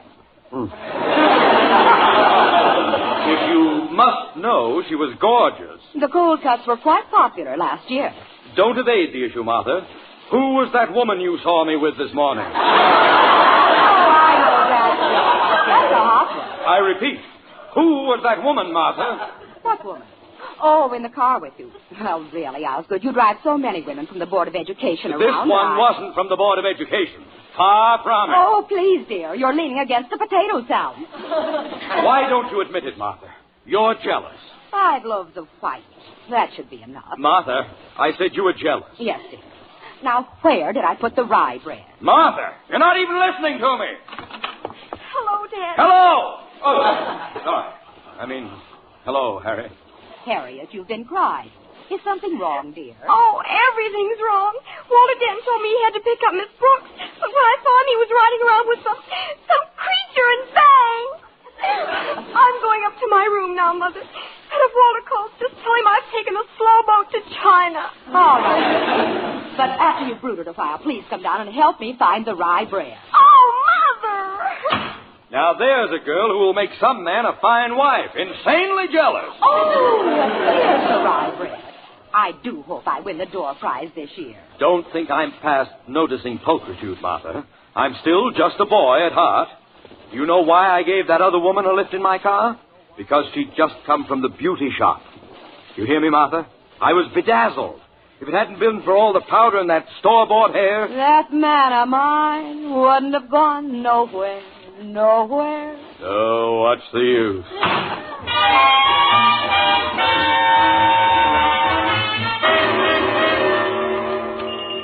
Hello again, Miss Brooks. Tilly, prepare booth number 4. And now then, Miss Brooks, you said on the phone you wanted something fascinating, so I've decided to give you the famous Antoine Marcel. Is it really exciting, Antoine? Exciting? This is the very same coiffure I copied hair by hair from Gorgeous George. Fine. Just give it to me, and then I'll wrestle you for the bill.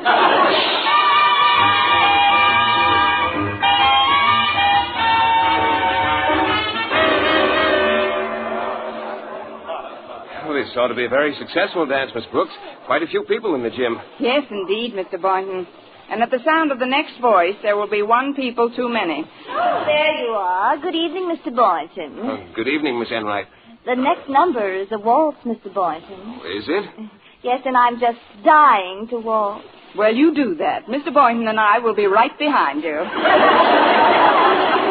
Well, look who just came in. It's Mrs. Conklin, isn't it? Oh, yes, but in a backless evening gown and an upswept hairdo. And I thought I was overdone. Alongside of Mrs. Conklin, I look like Carrie Nation after a bad night. Hello, everyone. Oh, good evening, Mrs. Conklin. Hello, Mrs. Conklin.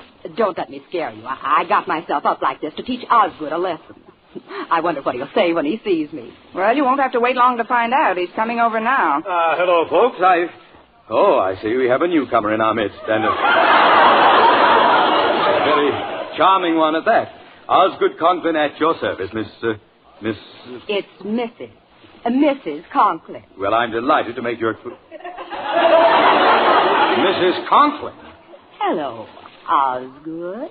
Ma! What in the world? Your hair, well, if that is... Your face is... Of all the... You look lovely, my dear.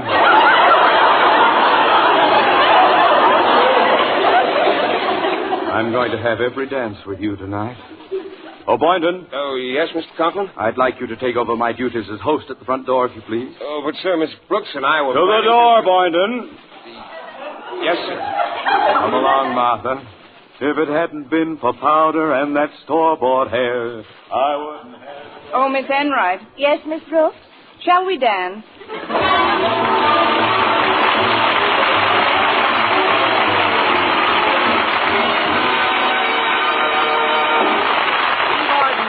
Miss Brooks returns in just a moment, but first... Dream girl, beautiful luster cream girl. Tonight, show him how much lovelier your hair can look after a luster cream shampoo. Only Luster Cream brings you Kay Daumit's magic formula blend of secret ingredients plus gentle lanolin. Gives loveliness lather even in hardest water. Glamorizes your hair as you wash it.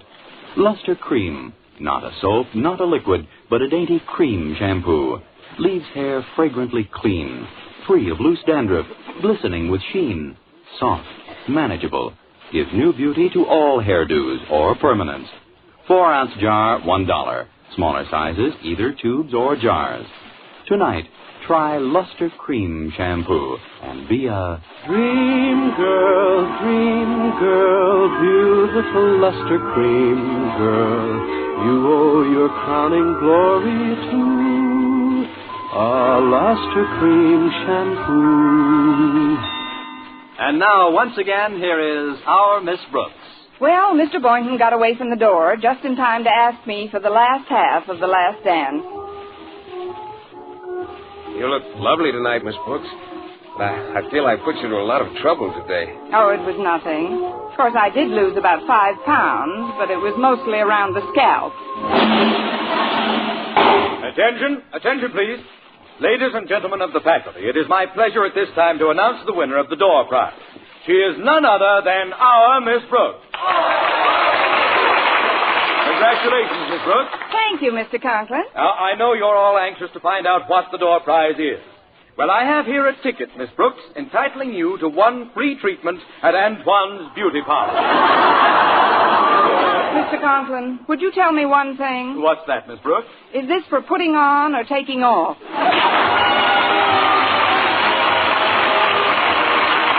Next week, tune into another Our Miss Brooks show brought to you by Palmolive Soap, Your Beauty Hope, and Luster Cream Shampoo for soft, glamorous, caressable hair. Our Miss Brooks, starring Eve Arden, is produced by Larry Burns, written and directed by Al Lewis, with music by Wilbur Hatch. Mr. Boynton is played by Jeff Chandler, Mr. Conklin by Gail Gordon. Others in tonight's cast were Jane Morgan, Dick Crenna, Gloria McMillan, Mary Jane Croft, Frank Nelson, and Margaret McDonald.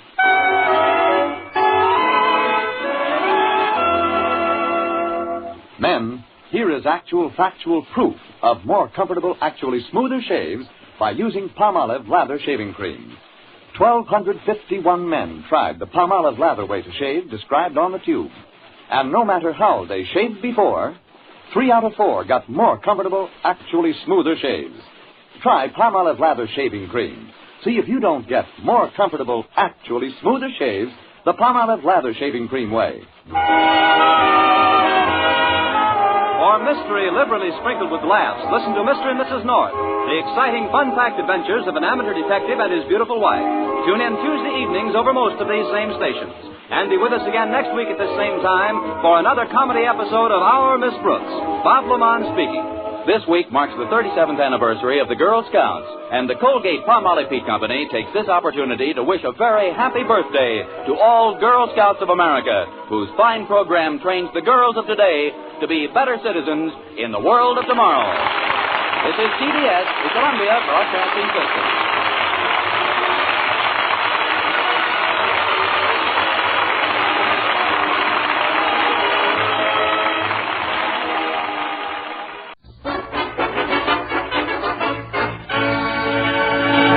A pack of Avalon cigarettes, please. Yes, sir. Oh, just a moment, sir. Don't forget your change. You'd never guess, but Avalon's cost you less. So why not always travel on with Avalon?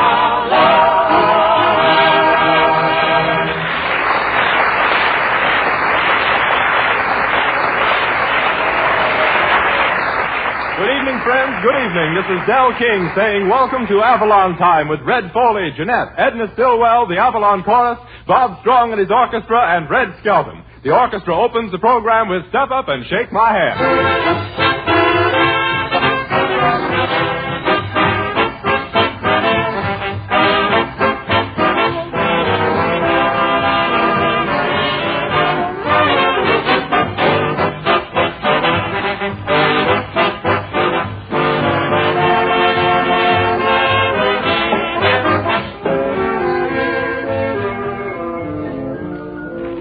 Friends, when you find a product with just one distinct advantage that makes it superior to all others, you'll gladly give it a trial, won't you? Well, Avalon cigarettes have two all-important advantages. Highest quality, exceptional economy. Points of marked superiority that have made them the outstanding cigarette buy of today. Now, Avalons are union-made from an unsurpassed blend of the world's finest Turkish and domestic tobaccos. Millions of smokers say you couldn't get finer quality cigarettes regardless of price, regardless of brand. That's why you'd never guess that Avalons cost you less, 3 to 5 cents less per pack than other popular price brands. Highest quality cigarettes at a worthwhile saving. Avalon certainly deserve a trial. Why not get a pack tonight?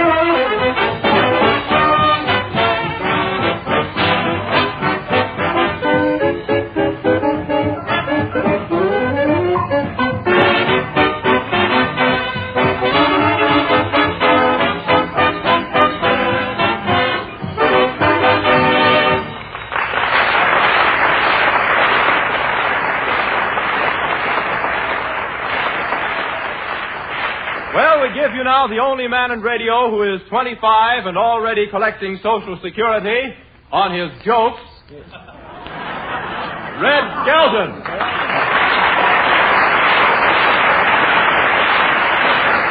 Thank you very much, and good evening, ladies and gentlemen. Say, Dell, you've heard the story of Daniel in the Lion's Den. Yes, I have. Well, last Thursday I went to New York and saw Nova in the Bear's Den.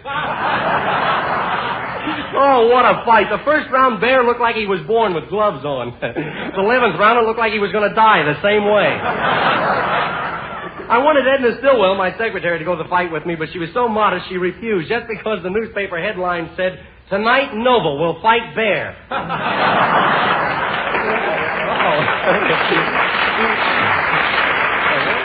Oh, I love fights. When I was a kid, I was a problem child of the neighborhood. Every time I'd show my face, all the other kids would start running. But they never caught me. I'll never forget the first time I fought in the ring. I walked to the center of the ring and I took off my robe to show my chest, and I got a mash note from a washboard. I only lost one fight in my entire career, though. I misunderstood the referee's instructions. I knocked my opponent down. The referee yelled, "Run to a neutral corner." The only one I could think of was Randolph and State. My next big fight was in the Madison Square Garden. In the second round, I says to the guy, I says, "You're yellow." He was yellow. I was black and blue. I drew back to him, and I see a terrific right coming. I was pulling up my trunks, both hands being busy. I blocked it with my eye. The next round, I drew back to hit the guy, and I heard a bong. I was nervous at first. It was the bell, but I thought it was the horseshoe fell out of my glove. I carried a horseshoe in my glove that night. Didn't do much good, though. I think the other guy had the whole horse in his. Okay, that guy knocked me so cold they had to carry me out with a pair of ice tongs. But I was a big favorite in the fight ring. Every time I'd step to the ring, the people would start yelling, screaming, and stomping their feet, but not once did they ever get their money back. Well, I think I've been out here punching long enough, so I'll step out of the ring and let Red Foley come in with Building a Sailboat of Dreams. Hit it, fella.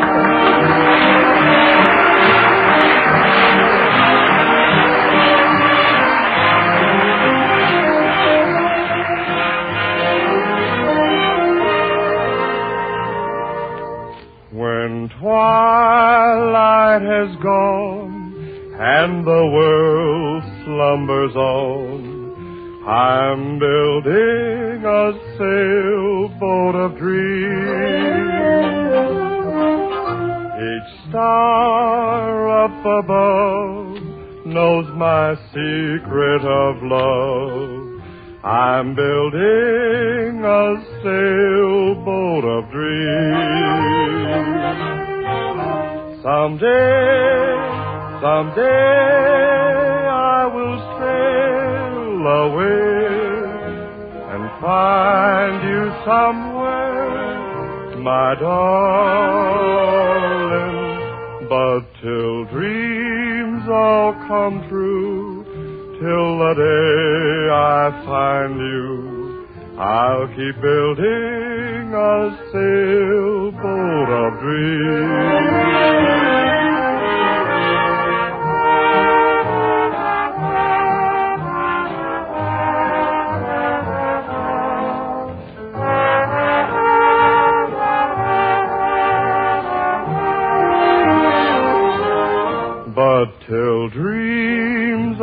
come true till the day I find you. I'll keep building a sailboat of dreams.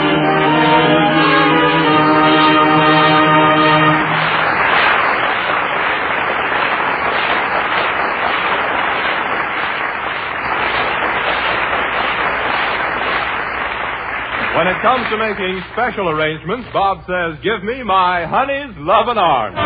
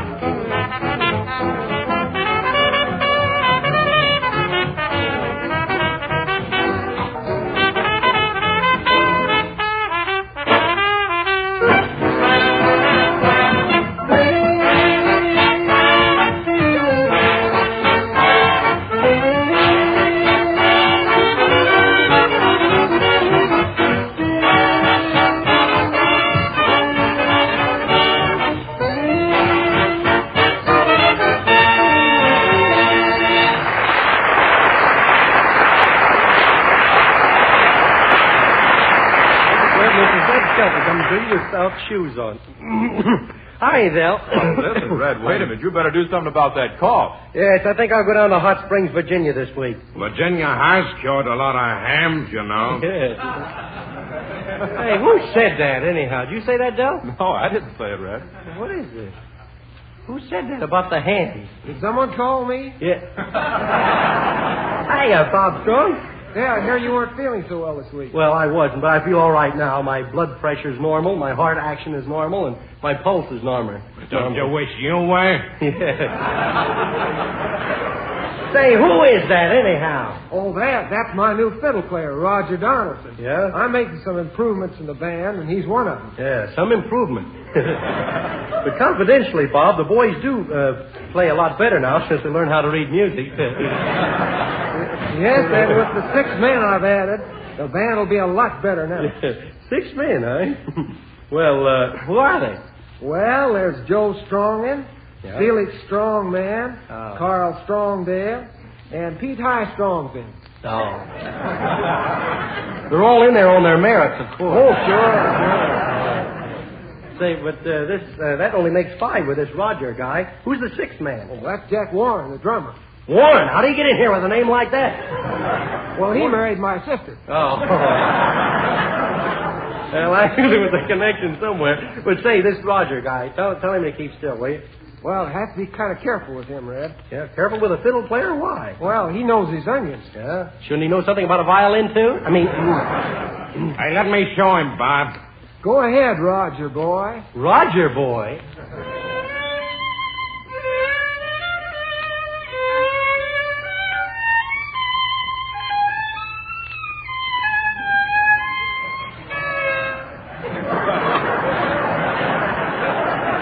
I've heard better on We the People.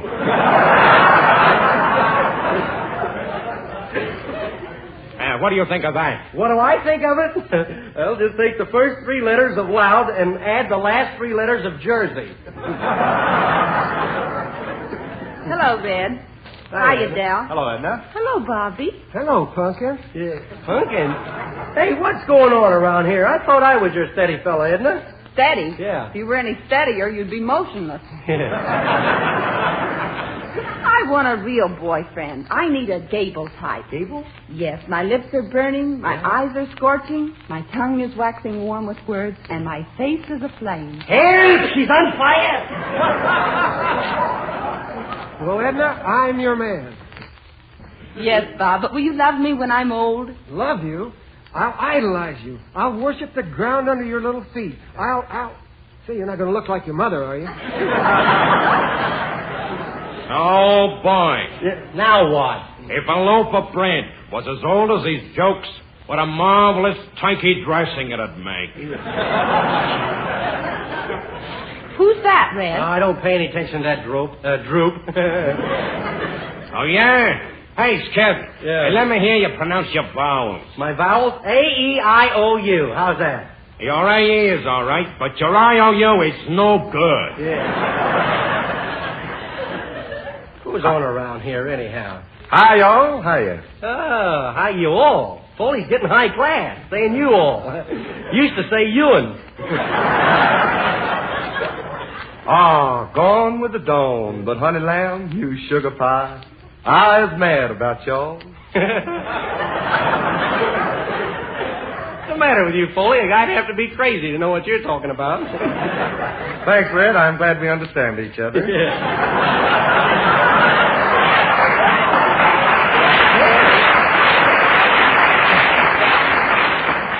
But don't think I'm crazy, because if I was, Mr. Selznick wouldn't have sent for me to play a part in that picture Gone with the Wind. Ah, now go on. Don't start bragging about you're going to be in Gone with the Wind. Why not? Isn't that something to blow about? Yeah, but... You know, I'm going to play Scarlett O'Foley. You mean Scarlett O'Hara? Say, that's a woman's part. Can you play a woman? Can I? Boy, show me the woman. Well, I got to go now. So long, Edna, honey. Honey? Hey, where does he get that honey stuff? He knows you're my girl. Your girl? Yes, my girl. Why don't even talk to me, you dope? Yeah. Dope? I'm a dope? I'm a dope? Stop bragging, Scouty. Listen, don't interrupt me when I'm speaking. Don't speak while I'm interrupting. Yeah. Say, Bob, Edna's my girl, and that settles it. You can't talk to me like that. Take off your glasses. Okay, what glasses? Those are circles under my eyes. Well, take them off. Now, wait a minute, boys. No fighting over me. I'll give each of you a test. Now, Bob, you leave the room and I'll test Red. Okay. Hey, what kind of a test? Well, you make love to me. Then Bob will make love to me, and the best man will win. Oh, gee, that's a cinch for me. Well, go ahead. All right. Oh, Edna. Oh, gee. Edna, dearest, look through yon window. Look at the moon. Look at the stars. What a combination. Is that thing showing again? Oh, cut it out. It hit the back wall and bounced back. Did you? Now, what do I do now? Well, put your arm around me. Yeah? Now, hold me closer. Oh. Closer, I can still breathe. Yeah. Now, put the other arm around me. Yeah? You've been eating potatoes, haven't you? Now what do I do? Oh, send for Bob Strong. Yeah.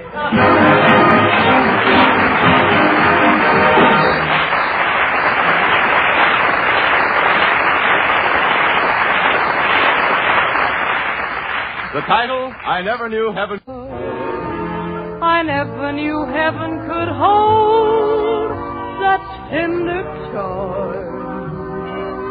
I never knew heaven could be here in my arms. I always thought heaven was somewhere way up high in the sky up above. I never thought heaven was someone like you for me to love. I never knew heaven could hold such tender charm. I never knew heaven could be here in your arms.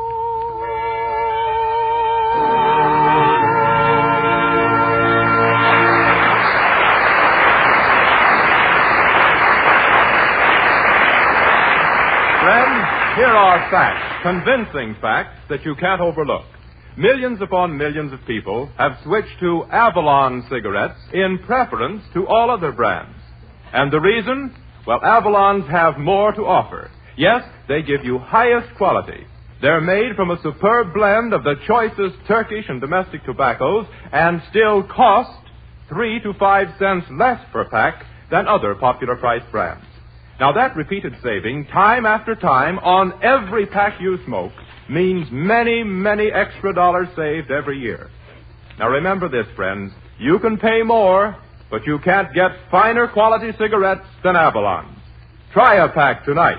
You'd never guess they cost you less. Hey, that was very nicely said there, Dale. Well, thank you, Red. Are we going to do a sketch tonight? Yep, I've written a play this week called The Case of the Stolen Plan, or Who's Got Hands in the Plan. Now, I'll play the modest role of Ace Skelton, a crack reporter, and the sob sister will be played by Edna Stillwell. As the scene opens, I'm sitting in my office planning big things. Hello. Yeah, for you, Skelton. Thanks a lot. Deal me out this hand, boys. Hello, Skelton talking. Skelton? Yes? This is Breed of the FBI speaking. Yeah. Put out the waterfront and see whether you can dig up any data on the international spy ring. International spy ring? Thanks a lot, Chief. I'll go right down. My car's downstairs, so come on, Edna. We'll bust up this spy ring, or my name is Mud. Okay, Mud. Yeah.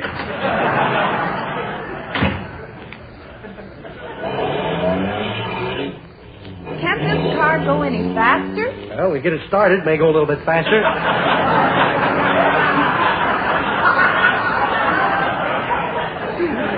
Make it go faster, but I'm too tired to get out and push. Say, where do you expect to find this spy ring? Oh, I don't know. Somewhere along the waterfront. Snap on that radio. Calling all cars. Calling all cars. Shame on Patrolman Patrick O'Brien. He only sold 2 tickets to the Patrolman's Ball.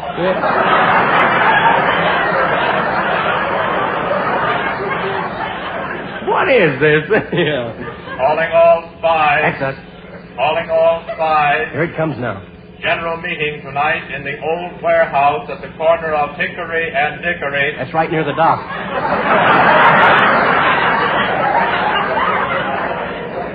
Tonight's password is tomatoes are cheaper. These messages come to you through the courtesy of Sly's electric chairs. Remember, if you got a fry, demand Sly.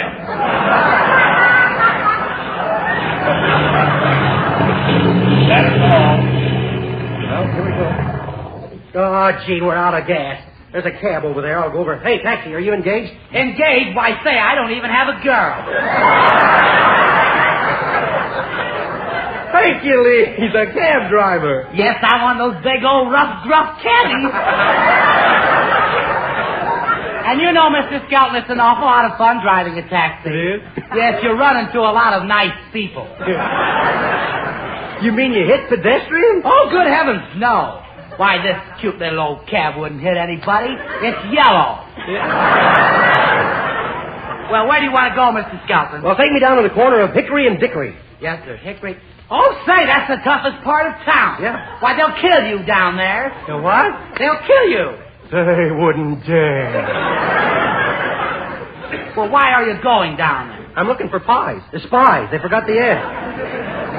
Well, do you have to go down there to look for them? Goodness, why, that place down there is so tough, when a kitten wants a bowl of milk, he hijacks a cow. Well, come on, get going, Herky. Skelton never flinches. All right. I hope. Last question. Hey, you better drive slower, Herky. I'm very nervous. Now, watch out. Now, you don't hit something. Oh, for goodness sake, keep your shirt on. Yeah? Why, I know every ash can and telephone pole along here. Look out! Oh, I guess I wasn't introduced to that one. Boy, what a driver you are. Well, at last, here we are. That'll be 50 cents, please. I'll give it to you just as soon as I get up off the floor. There's 25 cents on account. On account of what? On account I haven't got the other 25 cents. Why, my goodness, Mr. Skelton, no tip or anything? Nope. I say, you're tighter than a 98-cent corset, without saying. Well, so long, Mr. Skelton. I'm getting out of here before the rats drive my taxi down the sewer. I'll see you. Hey, wait for us, Herky. Somebody's got to get us stuff. Gee, this is a creepy-looking place, isn't it? What was that password again, Edna? Tomatoes are cheaper. Yeah. And don't look so scared. Who's scared? Show you I'm not scared. I'll knock on the door and see if anybody's here. Nobody's here. Let's go. What's the matter? Are you getting chicken-hearted? Who, me, Skelton, the ace reporter, getting chicken-hearted? I should say not. I always been that way. Someone's coming to the door. Yeah? Well, what do you want? Tomatoes are cheaper. Oh, can that stuff. Yeah. Hey, you wouldn't be a detective or a newspaper man. Not and live. I mean, maybe we spies had better get down to business, huh? Very well. Come on in. Okay. Say, I think all the spies are here. Now, I'll call the roll. Sammy the Spider? Yeah. Homer the Hornet? Yeah! Willie the Wasp? Willie the Wasp? Willie the Wasp? Yeah. Well, why didn't you answer? I didn't hear you the first 2 times.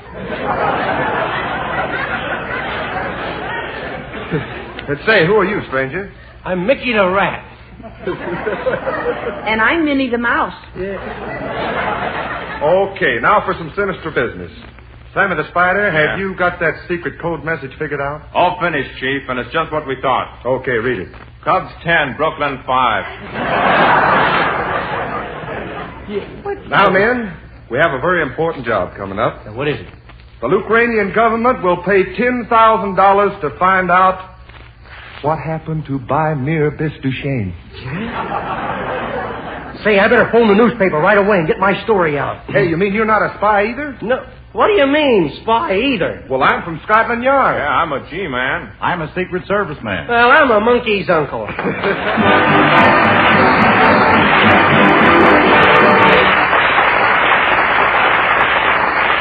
Night falls, the moon rises as Red Foley and the Avalon Chorus create the musical image in the chapel in the moonlight.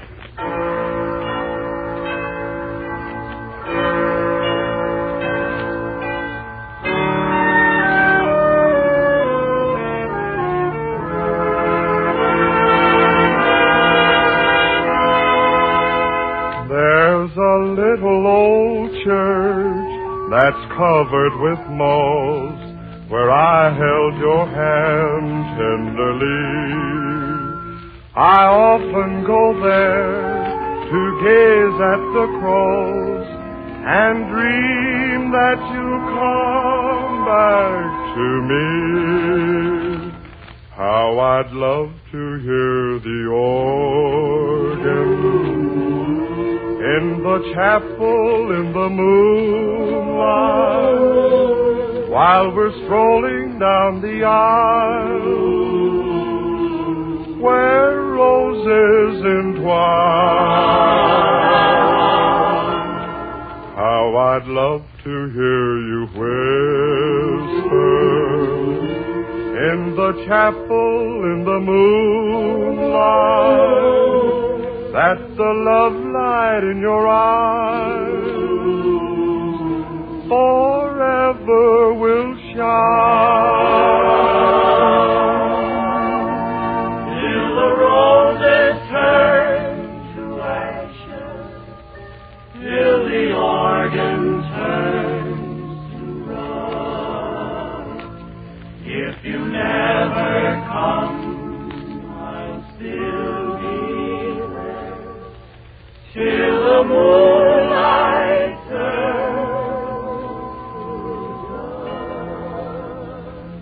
I'd love to hear the choir in the chapel in the moonlight as they sing, "Oh, promise me forever be mine."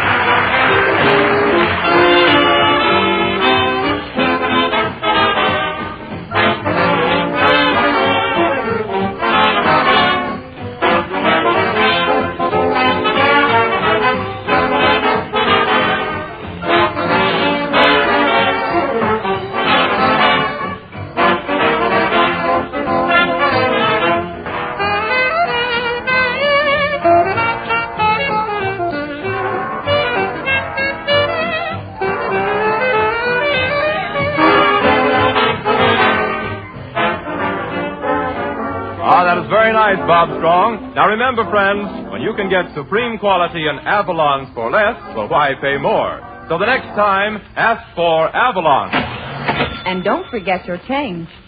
Yes, Avalon cigarettes, dear friends, cost several cents less than others. You too can save this difference like all of us Avalon brothers. Each pack is wrapped in cellophane, each pack is union made. No wonder folks from coast to coast say Avalon's lead the parade. So why not always travel on with Avalon?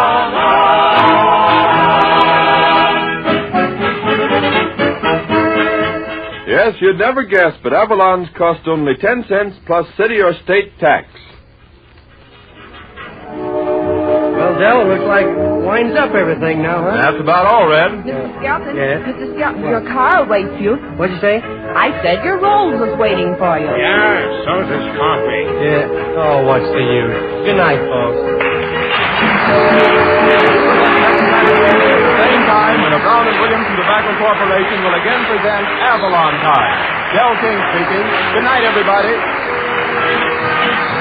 The selection Smuggler's a Buck and a Rug is from Gracie Allen's murder case. Red Skelton comes to you from Chicago. This is the National Broadcasting Company.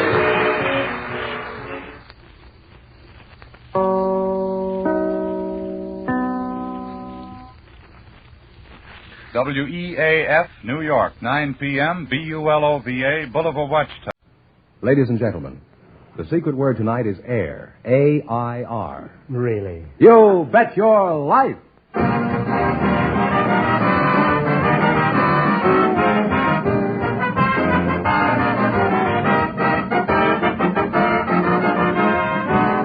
The more than 3,000 DeSoto Plymouth dealers of America present Groucho Marx in You Bet Your Life, the comedy quiz series produced and transcribed from Hollywood.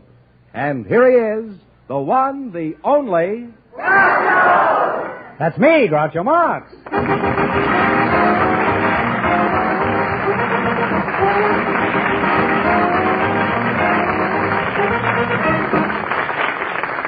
Well, here I am again with $2,000 for one of our couples tonight. Fenneman, who's place to try for it? Well, a bachelor and a spinster, Groucho, selected by our studio audience just before we went on the air. Land sakes. Their names are Ida Easley and Jack Wayne, and here they come now. Come on in here, folks, and meet Groucho Marx. Welcome, kids, for the DeSoto Plymouth dealers. And if you say the secret word, you'll divide $100 in cash. It's a common word, something you always have with you. Ida Easley, eh? Ida Easley. Oh, that's an easy name to remember. You're the spinster, eh? I am. Mm-hmm. Let me see you spin. Where are you from, Ida? I'm from Taylorville, Illinois. Where? Taylorville, Illinois. Taylorville? Did you have a job, Ida? I'm a matron with the Douglas Aircraft Company.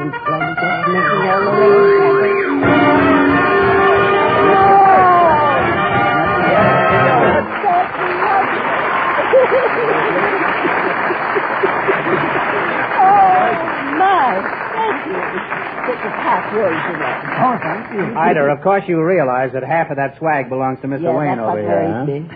I expect she's more worried than I am, for I have a hold of it. Well, eventually he may be holding you and the $50, eh? Well, Jack, time will tell. Well, what do you do, Jack?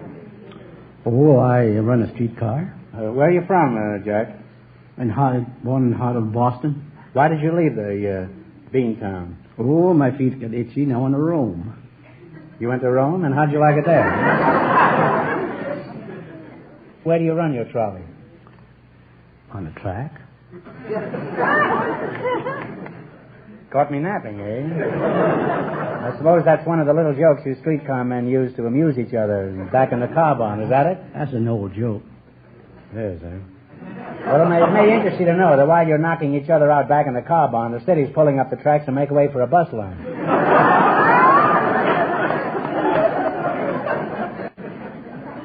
Jack, how come you're a bachelor? Is it because in your job you see too much of women?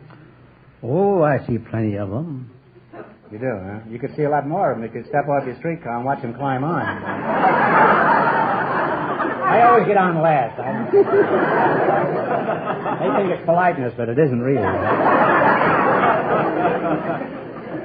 Jack, if you found the right woman, would you be interested in matrimony?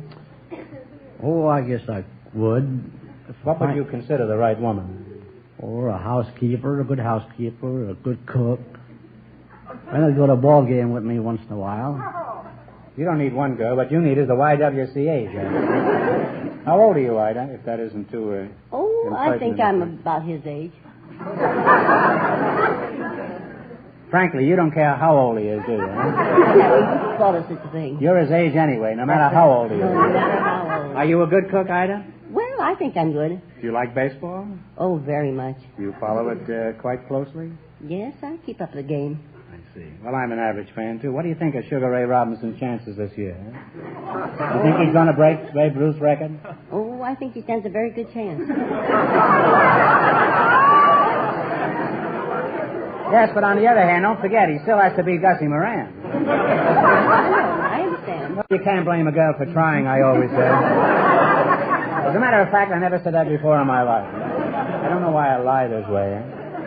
Would you get married tonight if the right man came along and knocked you off your feet? Oh, I think I would. You would. Well, look out for Ding Dong Daddy, He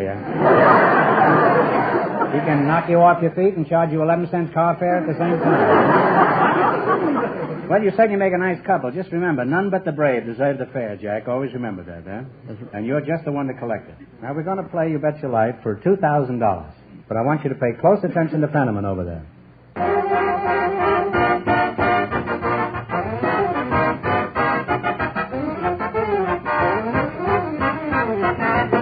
Friends, when you select a dealer to service your car, you owe it to yourself to visit a member of the DeSoto Plymouth Dealer Organization. This nationwide group, there are over 3,000 of them from coast to coast, believes in the old-fashioned idea of courtesy and the modern idea of finest equipment, best-trained men. As for the cars they handle, well, there just aren't any better than the big and brilliant DeSoto and the beautiful Plymouth. DeSoto is the car with smooth, sweeping lines that attract so much attention. You'll enjoy the experience of greater safety with DeSoto's powerful brakes that bring you to a smooth stop. No car in America has bigger brakes. DeSoto starts so quickly and powerfully and lets you drive without shifting. So drive a DeSoto before you decide on any car. And remember, all dealers who sell DeSoto also sell Plymouth. Look for those two great names linked together, DeSoto, Plymouth.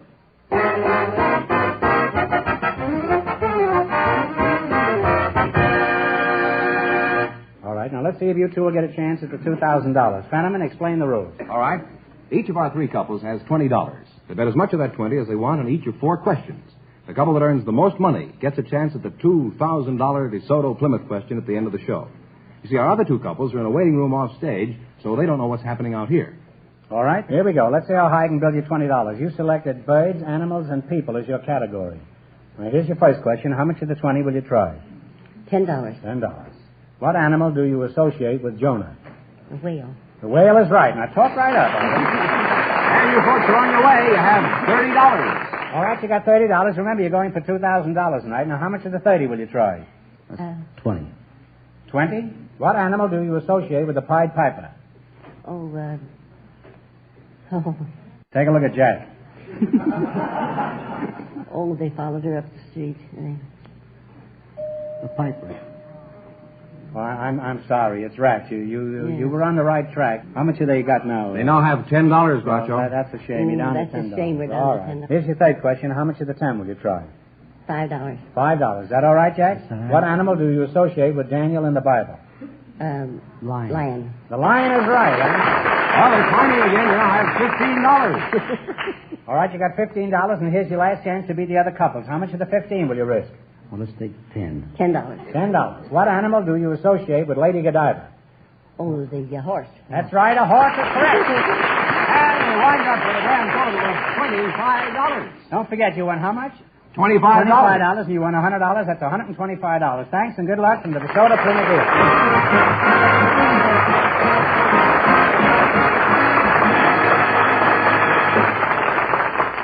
Well, Groucho, our next couple has been in a waiting room off stage, so, of course, they don't know the secret word is air. True. Okay, fellas, you can bring them in now. We invited some lady barbers to the program tonight, and just before we went on the air, our studio audience selected Miss Maybelle Taylor. Her partner is a married man, Mr. Thomas DeSilver. And here they are, folks. I'd like you to meet Groucho Marx. Welcome to You Bet Your Life. If you say the secret word, you'll split $100 between you. It's a common word, something you always have with you. Maybelle Taylor, is that right? That's right. And Thomas DeSilva. You're a lady barber, Maybelle? That's right. Where are you from, Mabel?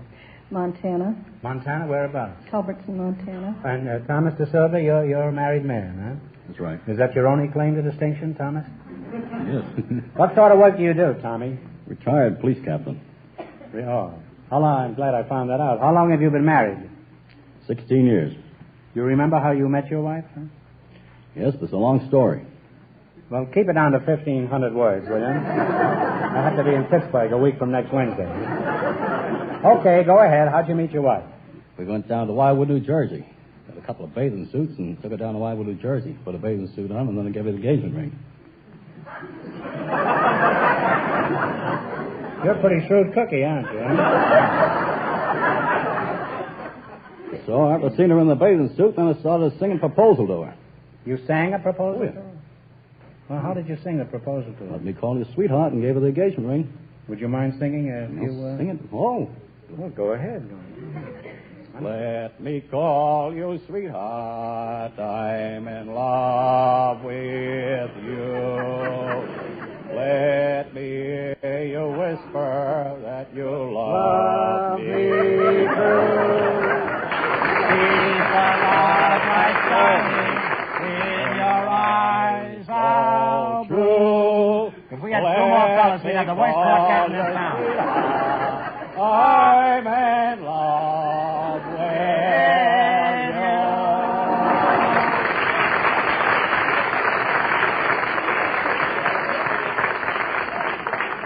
And she consented to marry you after that? That's the first time I ever sang a chorus in 5 keys. Now, Mabel, are you married? No, I'm not. You're not married, huh? Would you get married to a man who sang like that to you? Well, certainly. I never met a lady barber before. Aren't they pretty rare? Well, I'd say there's possibly 15 of us in the city of Los Angeles. No, that's medium rare. Now, what made you decide? What made you decide to become a barber or a tonsorial artist? Is that? I wanted to make money enough to see myself through nurses' training. And? I'm still barbering. What's the difference between a lady barber and a man barber? There's several. There are several differences? There's several differences. Well, I'm relieved to hear that, huh? You better clarify it, Mabel. There's a hermit in Idaho who may have forgotten. Well, we have a lighter touch, and we don't talk an ear off of you. Mm-hmm. What do? Just shave it off, huh? I suppose you had a scrapbook where you keep all your clippings, Mabel? Yes. Do any of your customers flirt with you, Mabel? The male customers? Well, they're not really serious with me. How do you handle these Romeos? Oh, I just kid them along. They like it. Well, how do you kid them? Do you tell them jokes? Yes, occasionally. Well, tell us a joke. Go ahead. Pretend. Pretend I'm sitting in your chair and you want me to forget how much all this is going to cost me. Now you go ahead and tell me a joke. Do you know the best way to save your hair? Yes, put it in a cigar box. That's an old joke. Do you know a way Tell me another joke, huh? Do you know a way to avoid falling hair? Yes, just step nimbly to one side, huh? That's even older than the other joke, huh? You know any more jokes, Mabel? No, I believe not. Go on, admit it. I'm too fast for you, Mabel. Well, grass, your hair is getting a little bit thin. Yeah, well, grass doesn't grow on a busy street, Mabel. Well, I was just going to say that grass doesn't grow on a cement highway either.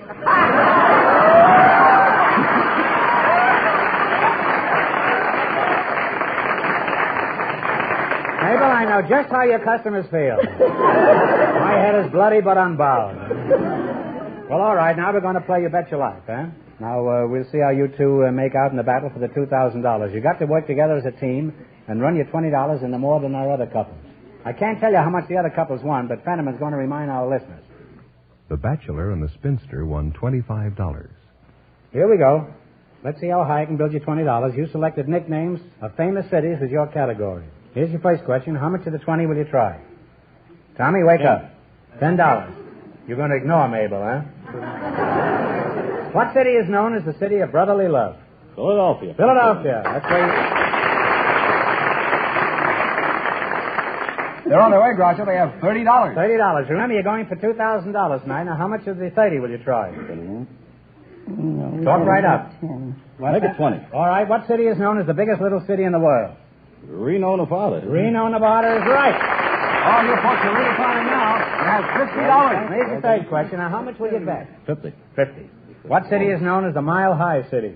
Denver, Colorado. Denver, Colorado. And they've climbed for $100. You've climbed as high as Denver, Colorado. Now, here's your last chance to beat the other couples. How much of the 100 will you try? Make it all? The last question? Yes, here's the last question. Let it go. Let it go. You're going to shoot the works, huh? What city is known as the Smoky City? Pittsburgh, Pennsylvania. Pittsburgh is right.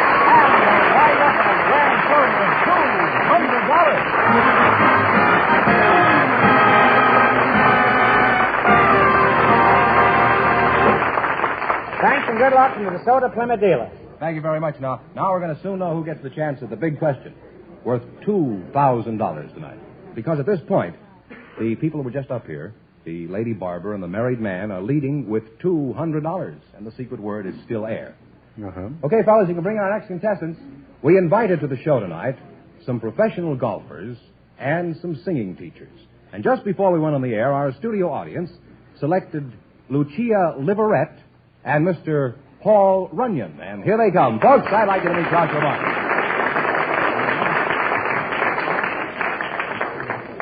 Welcome to You Bet Your Life, folks. And if you say the DeSoto Plymouth secret word, you'll divide $100 in cash. It's a common word, something you always have with you. Lucia Liverette, huh? You're a singing teacher. Sounds like a pretty good racket, Lucia.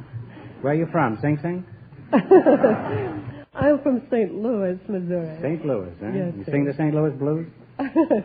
Well, no, not quite. Paul Runyon, it's nice to see you again. I'm sure everyone is familiar with your name. What did you say your name was? Paul Runyon. Paul Runyon, huh? See there, even you're familiar with it, huh? Well, let's see. You won the Davis Cup, the Whiteman Cup, and the men's singles at Forest Hills, didn't you? You may have a good memory, but those are tennis terms. Oh, wrong racket. What are some of your titles, What are some of your titles, Paul? I was fortunate enough to win the National Professional Golfers Championship in PGA. 1934 and 1938. That's pretty good for a little fellow like that, huh? All famous golfers have nicknames, Paul. What's yours? Little Poison. Little Poison, huh? They call me Big Schlemiel, huh? Why do they call you Little Poison, Paul? Well, perhaps it's because I have been the thorn in the side of some heavier adversaries. Very well put, Paul. Huh? And Lucia, you what kind of singing do you teach? Opera and classical and semi-classic. You mean they have to study to scream like that? Huh? Tell me, Rigoletto, can you teach anyone to sing? I would say yes, because I've never found anyone yet who could not learn if he had the correct technical work. You should have been out here about 10 minutes ago. You'd be licking your wounds now, Lucia. All right, how would you teach me, Lucia? Boom, boom, boom, boom, boom. That's Lucia, isn't it? Yes, it is. Yeah. Well, to begin with, correct breathing. Boom, boom, boom, boom. Yes, What? inhaling. Inhaling. Deeply. Relaxation so the air will keep coming out.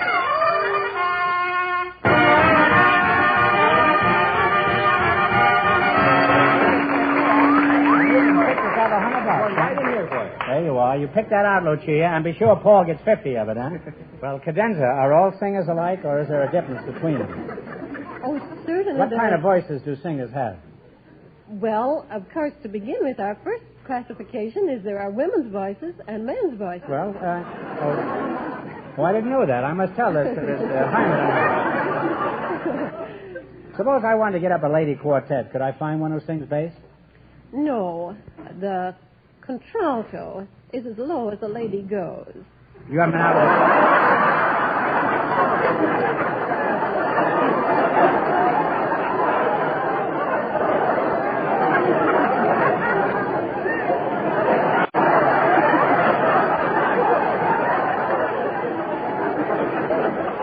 Lucia, obviously, we haven't been out with the same kind of lady.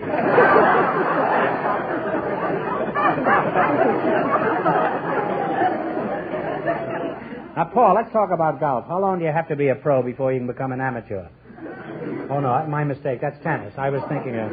What is your favorite club? The Annandale Golf Club of Pasadena. What's your best score for 18 holes? On a regulation 18-hole championship course, 61 at the Forest Hill Field Club in Bloomfield, New Jersey. How about, what does the average golfer go around in? I think 95 to 100. How about the girls? Don't some of the girls do better than that? Oh, a good many of the girls go around in a great deal less.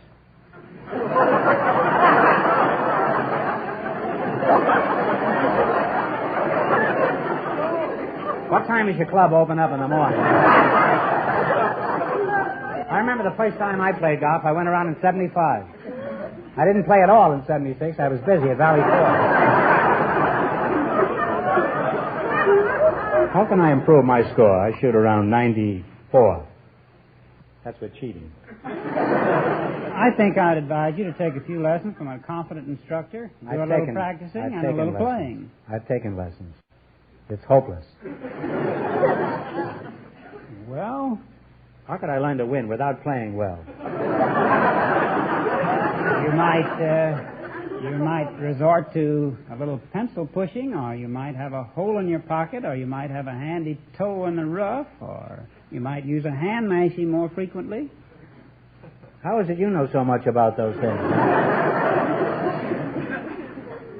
Tell me about that pencil pushing again, huh? First of all, you have to forget to count over 5. On any hole? Any hole. What about the 540 at Hillcrest? Well, I think you could still forget to count over 5 on that. I do, but you know where I am? I'm in the first sand trap leading the tee.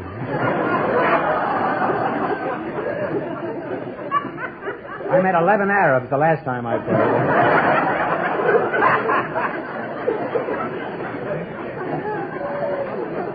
You must have had a number of exciting moments as a professional golfer. Can you tell us about one of them, Paul? Well, as a tournament player, I've had many exciting experiences. Perhaps the most exciting is during the playing of the international 4-ball matches in Miami, Florida. I was partnered by Horton Smith in this best ball event, and on arriving at the 4th tee, I dropped a high 5-iron shot right on the top of the head of a gentleman sitting on a camp stool behind the green. He had just reached up to take his hat off to polish his head with his handkerchief when the ball lit on the top of his head, and he dropped off of the seat like he'd been shot with a Winchester rifle.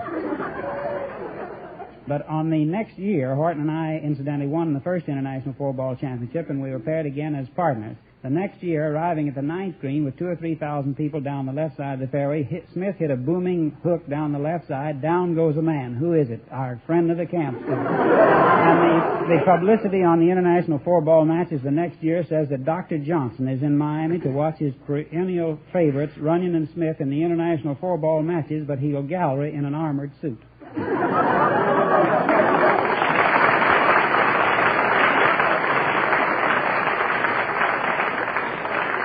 Well, it must be very handy to have a walking bullseye on the golf course. Huh?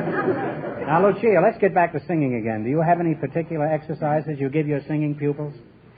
Well, yes, there are several kinds of exercises, all to teach them freedom of breathing, and as I said, the free flow of air up into the resonance chambers, and then to make them relax and be happy about what they're doing, we give them a laughing exercise. They start in, they enjoy it, they laugh all the way from middle C up to high C. I once laughed from Glendale to Burbank. What about demonstrating this exercise, Lucia? Huh? We might take something a little lower, maybe. Take something a little lower. Me, for example. Huh? You can't get any lower than that. Let's go, huh? I see. Tear loose, Lucia. Huh? All right. The deep breath in the diaphragm. Then drop the jaw open for the air to go up, and then...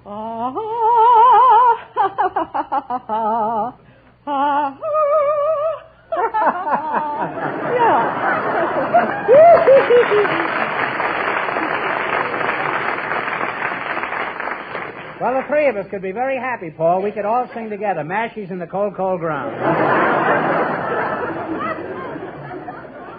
Well, now you're going to play You Bet Your Life. You beat the other two couples, and you'll get a chance at the $2,000 question. That's the DeSoto Plymouth question. Now, I can't tell you how much the other couples won, but Fenneman's offstage to remind our listeners. The lady barber and the married man are ahead with $200. Here we go. Let's see how high I can build you $20. You selected women athletes as your category. Now, here's your first question. How much will you bet? $10? $10. $10.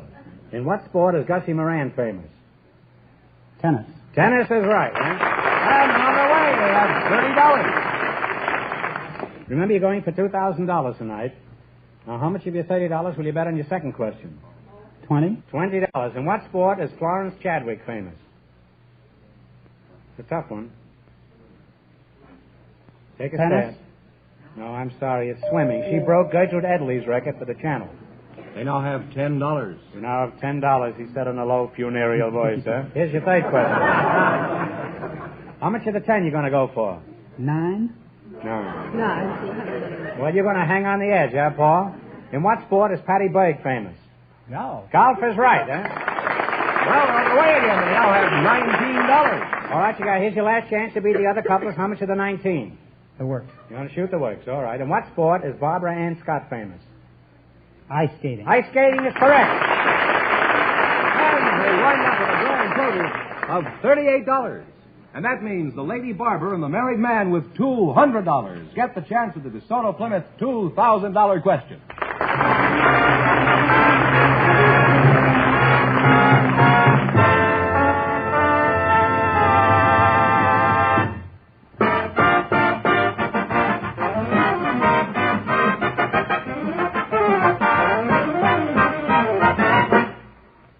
The best trained men, the best materials, and the best equipment. Those are the important things every DeSoto Plymouth dealer offers you car owners. And that's why you should take your car for service to a DeSoto Plymouth dealer. You see, DeSoto Plymouth dealers have men trained in the latest factory methods. This means that the mechanics who work on your car are experts. And in every DeSoto Plymouth dealer shop, you'll find special tools and costly equipment. In addition, right on hand, they have a large supply of factory-engineered and inspected Mopar parts. Yes, you'll like the way business is done at a DeSoto Plymouth dealers. Find this out for yourself and do it real soon. The very next time your car needs service, drive in where you see the sign of a DeSoto Plymouth dealer.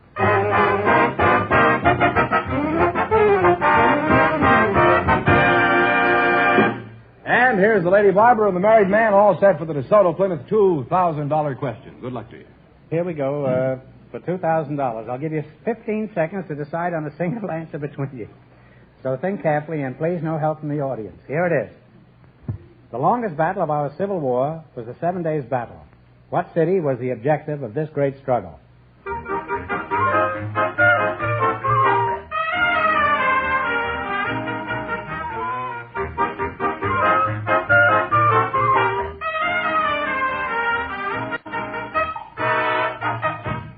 Richmond? Richmond is right.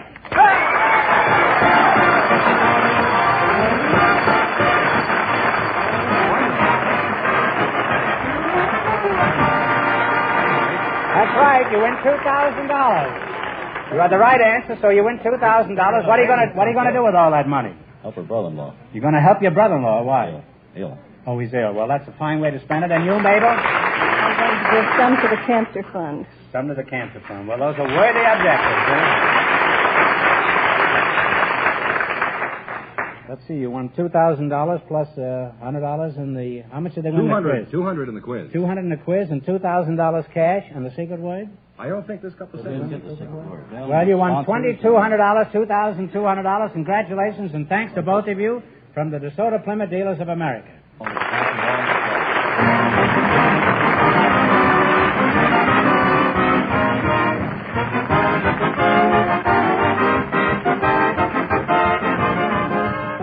Be sure to tune in again next Wednesday night at this time for the Groucho Marx Show, when the big question will be worth $1,000. And don't miss Groucho's television show, also presented by the DeSoto Plymouth Dealers of America.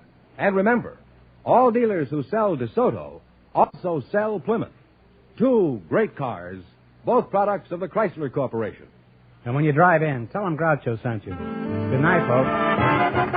Just be sure to see your DeSoto Plymouth dealer.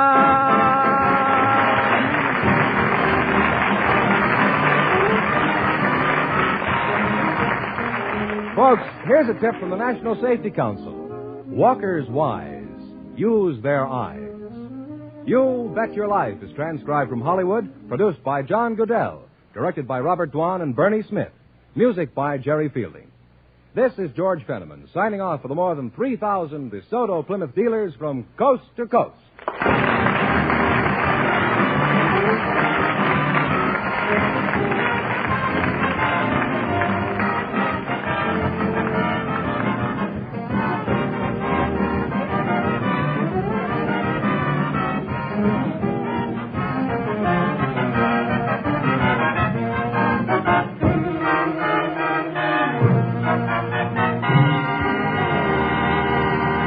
It's new. It's amazing. It's Prell, P-R-E-L-L, Procter & Gamble's new Radiant Cream Shampoo in the handy tube. Prell brings you The Life of Riley. Prell, the shampoo that removes unsightly dandruff in as little as 3 minutes and leaves hair radiantly clean, radiantly lovely, presents The Life of Riley, with William Bendix as Riley.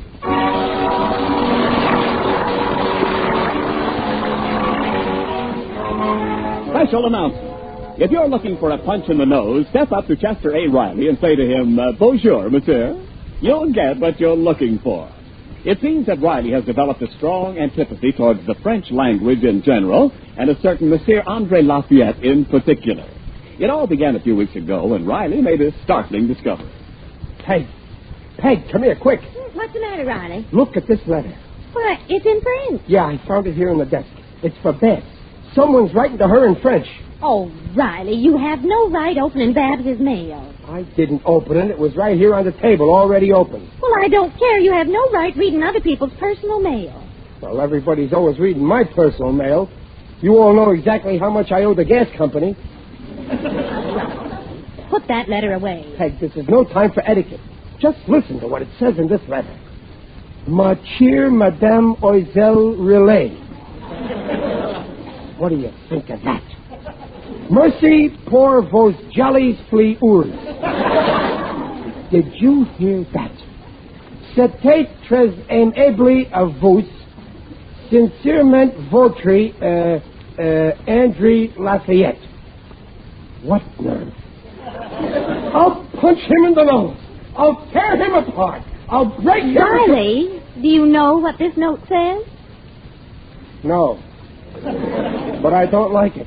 And when I get hold of this Lafayette... Oh, relax. This letter's perfectly harmless. Here, I'll translate it for you. Well, do you know enough French? Well, I think so. I studied it in school, and I worked on that French boat one summer as a waitress. Let's see. Ma chère mademoiselle. That's my dear miss. Merci. Wait a minute. You missed a word. Where? There. What does that mean? Relay. That's Riley. Oh. Thank you for your lovely flowers. It was very, charming of you. Sincerement, votre mate, Andre Lafayette. Sincerely, Andre Lafayette. You see? Nothing to it. Why is Babs sending flowers to a strange Frenchman? He's her French teacher. It says so right here. Votre mate. I knew it. He's not her teacher. He's her mate. Babs is too young to have a mate. Mate is French for teacher, master. Now are you satisfied? Why is she sending flowers to her teacher? Oh, one day I cut a lot of sweet peas, and Dad said she'd like to give some to her French teacher at school. What's the harm? I don't know yet, but before I'm through, there'll be plenty of harm. I'm going to check up and... Hi, Bob. Hiya, Mom. Junior, I want to see you. What's up? What do you know about a guy, Andre Lafayette? Who? Oh, Lafayette. Oh, he's the French teacher at school. Oh, boy, his Bab's got a crush on him. I knew it. Do you hear that, Peg? Junior, why didn't you report this to me before? Well, Why do you think I'm paying you 25 cents a week to spy on Babs? I want reports. Riley, do you mean to tell me you paid Junior to spy on Babs? Well, Father's got to know what's going on. Well, I never heard of such a thing. Spying on Babs. And who've you got spying on Junior? Babs? That's the most fantastic... I suppose the next thing you'll hire somebody to spy on me. No, I attend to that myself.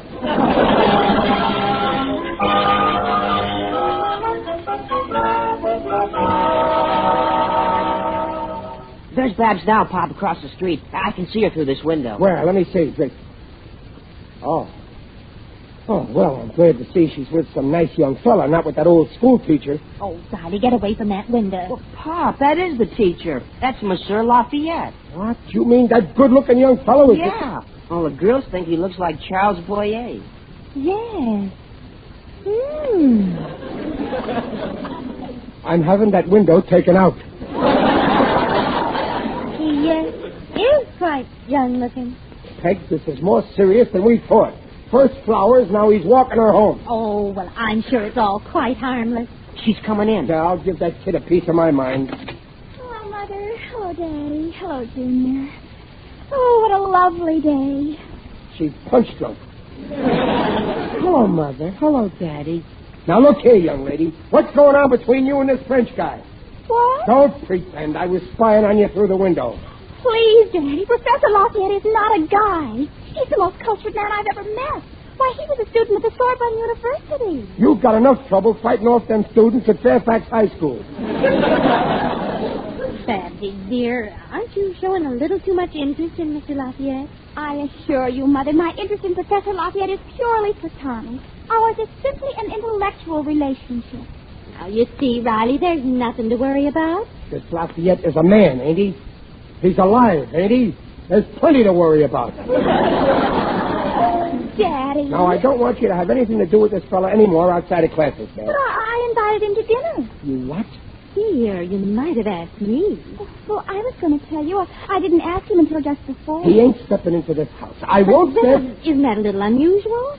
Well, he's a bachelor, and he happened to mention casually he hates restaurant food, so... Uh-huh. A cheap moocher. He is not a cheap moocher. Don't tell me. I used to pull the same trick myself. Well, this isn't the first time he's been invited over to a student's home. Helene Bidwell had him for dinner last week. Well, Ronnie, don't you think maybe... No, I stopped thinking. I'm acting. He ain't coming to dinner. My head's made up. Babs, you call him up and tell him he can't come here. I won't. I'm not a child anymore, and I won't be treated like one. I won't. What a nasty temper. And you know who she gets it from, too. Who does she get it from? Me.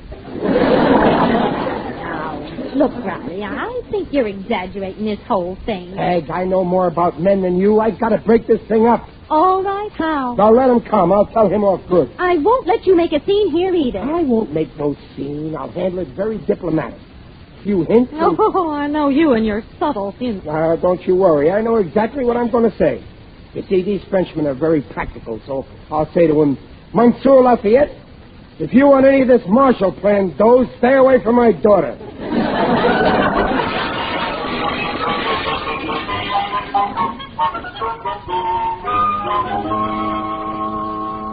I got it all figured out, Peg. I'll wait for the right opening, and then I'll say, by the way, Professor, don't you agree that there can't be real love when there's a big difference in ages? And then you say... Oh, this is crazy. Babs isn't in love with the professor. I ain't taking no chances.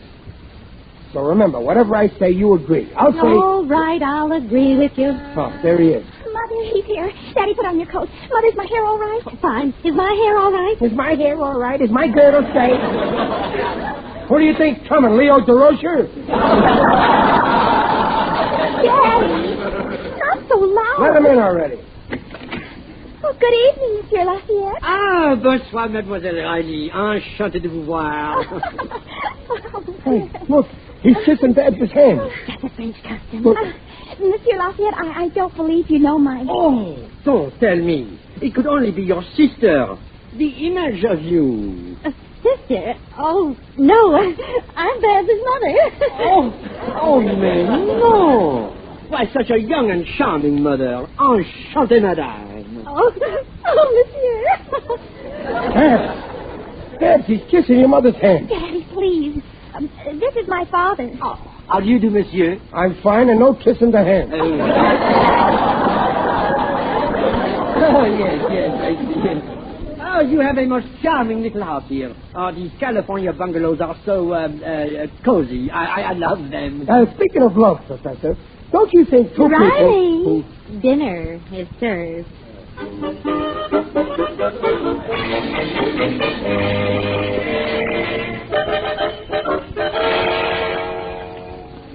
Oh, Madame Riley, you are a sublime cook. This cuisine, magnifique. Oh, thank you, Professor.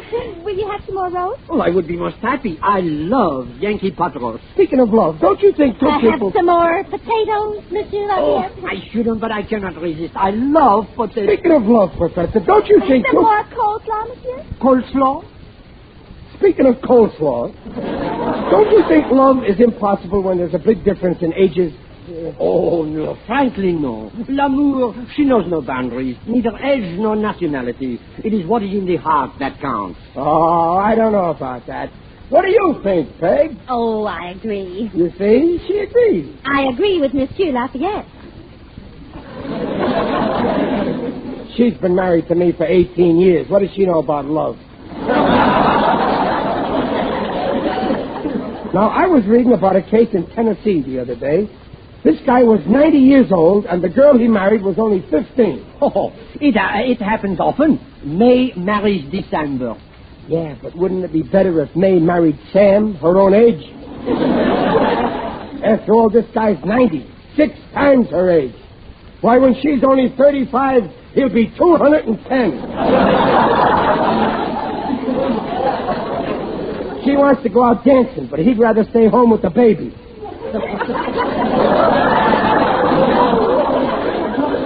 So what happened? One fine day, she eloped with a kid half his age. Oh, Daddy, a man 210, it's impossible. Not in Tennessee. But you get what I'm driving at, Professor. Oh, but of course, oui. Oh, fine. Oh, Madame Riley, as we say in French, votre cuisine est très, très superbe. Oh, merci beaucoup. Ah, vous parlez français. Oh, un peu. J'ai étudié à l'école. Peg, vous parlez très bien. J'ai travaillé sur un navire français dans mes vacances quand je suis une jeune fille. Peg. Oh, Madame Riley, she speaks French quite well. Oh, well, a little, but I've forgotten most of it. You should take lessons. In a few months you could speak fluently. Peg. Lessons? At my age? Oh, but you are still young. If I did not know you were the mother of 2 children, I would take you for some charming young schoolgirl. Oh, Monsieur Lafayette. Oh, go on with you. Yeah, go on with you. It's getting late. Why, Mother, Monsieur Lafayette tutors privately. Maybe he could give you lessons. Well, I could find time for just one more pupil. Oh, could you? I'd love to take We can't afford it. I'm the only one in the family that's working. Oh, that's right. We really can't afford it. Oh, that is a pity. Yeah, ain't it? But you have been so hospitable. I could easily reduce my fee. Oh, we wouldn't think of it, Professor. After all, we can't expect you to give Peg these valuable lessons just for free each, could we, Peg? Eh? Oh, of course not. But why not? Every night I eat in a cafe. It costs me $2, and I charge for lessons $2. So I come here twice a week, give a lesson, and eat an excellent dinner. Voila! Just a Oh, minute. that's a wonderful idea, Mother. Just a minute. Oh, yes, I think it's a perfect arrangement. As long as Monsieur Lafayette doesn't mind. Why should I mind? Just a minute. We're going too fast here. Oh, what's the matter, Daddy? Don't you get it? I get it. I'm getting it good. And I don't like it. Now, dear, only the other day you said a wife should have other interests besides housework. Yeah, but... It's all settled. You'll come for dinner tomorrow, Monsieur Lafayette. Okay, Monsieur Riley? Okay, Monsieur. But when you're giving my young and charming wife those lessons, just remember one thing. Lafayette, I am here.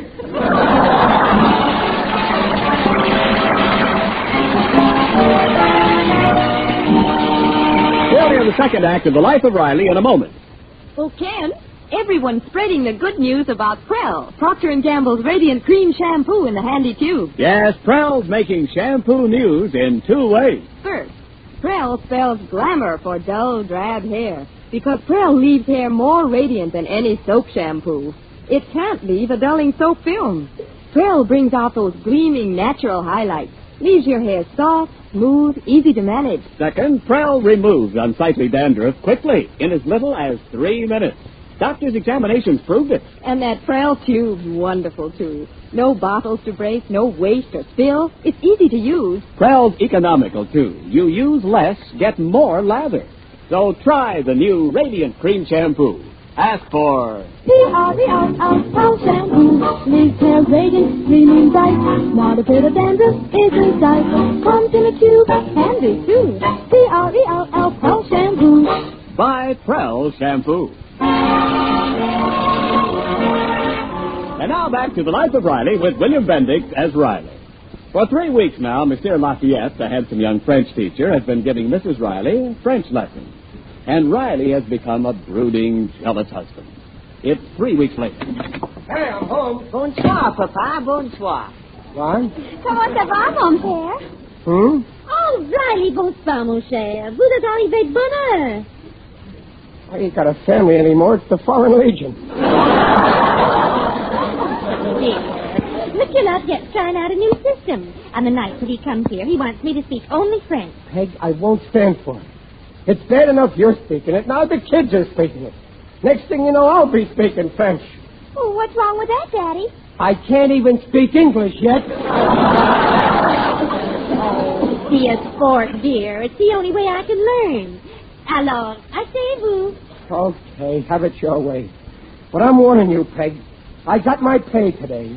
And if you want any of it, you better ask for it in English or I'll pay you off in French. Daddy,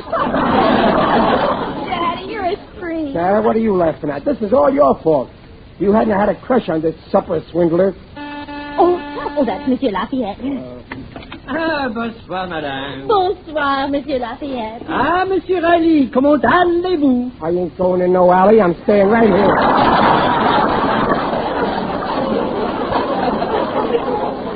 Let's eat.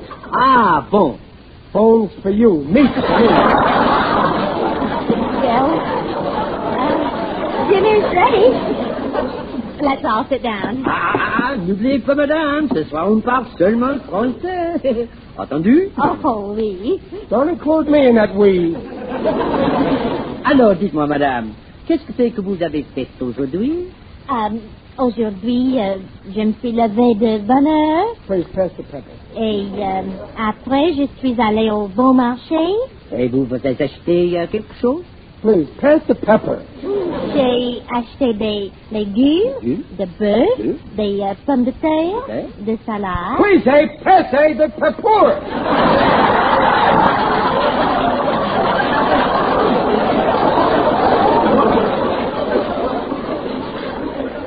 Well, Pop, which do you want, the Times or the news? Not the paper, the pepper. I'm talking French. Oh. Well, I don't have to stay here and be laughed at in my own house. Now, Riley, wait. Where are you going? I'm sick and tired of this. I'm going over and eat my dinner at Lum Fong's Ming Toy Garden, where everybody is 100% American. One sour.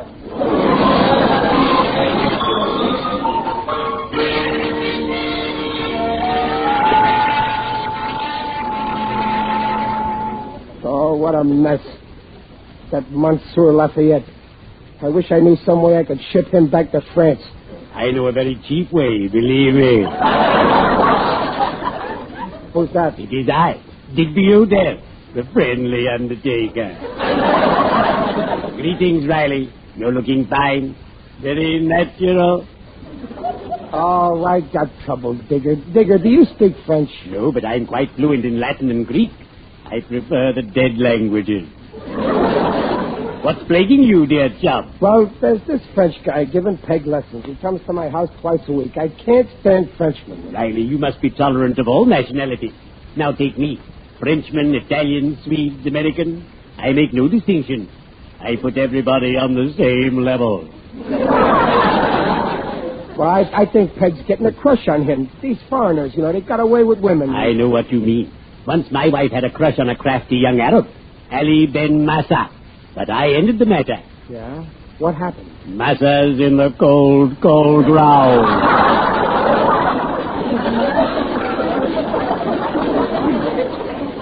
Oh, I'd like to fix that Lafayette. Then flatly forbid him to come to your house. Tell him you've had enough of his Gallic job. You're right, Digger. It's time I told him to go. I'll put him in his place, all right. And if you fail, come to me. I know just the place to put him. It's too late tonight, but next time he comes to the house, it'll be his last time. Be careful how you handle him. Be firm but tactful. Yeah, I'll fix him. I'll be waiting inside the door. When he knocks on the door, I'll open it. I'll grab him by the seat of the pants and say, au revoir, monsieur. Bully. What does it mean?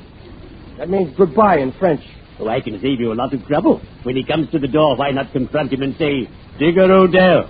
Digger Odell? Goodbye in any language. Oh, I dug that one up. Well, cheerio. I'd better be shoveling off.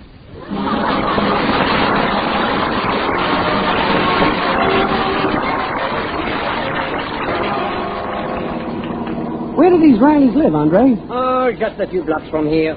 Oh, look at that stupid driver coming down. Look out! Hey, look where you're going. What's the matter? You blind, you big jerk? Hey, did you see that, George? Watch yourself, Andre. Some of your pupils live around here. Wouldn't sound so hot, Monsieur Andre Lafayette, talking with a Brooklyn accent. I can't help it. Whenever I get excited, I forget myself. I start talking in the mother tongue. Pure green fern. It's amazing. You're a Ph.D., a graduate of NYU and the Sorbonne in Paris, and you still talk like a mutt. Well, when you live in Brooklyn most of your life like I done, your mother and your father and your brothers all talk like this. It gets in your blood. You never get rid of it. Well, how'd you pick up this phony French accent? I had to make a buck. Oh, what I went through. I'd walk in for an interview with a school board and I'd say, how do you do, gentlemen? I understand there's an opening for a French professor. I believe I'm qualified to do the work. I couldn't get a teaching job nowhere. They wouldn't even listen to me. Well, Natch. So then I get this idea. I went to see a Charles Fourier picture one night, and I come out talking like this with a French accent. So Andy Lafferty from Brooklyn became André Lafayette de Paris. Ah, voila, there is the house.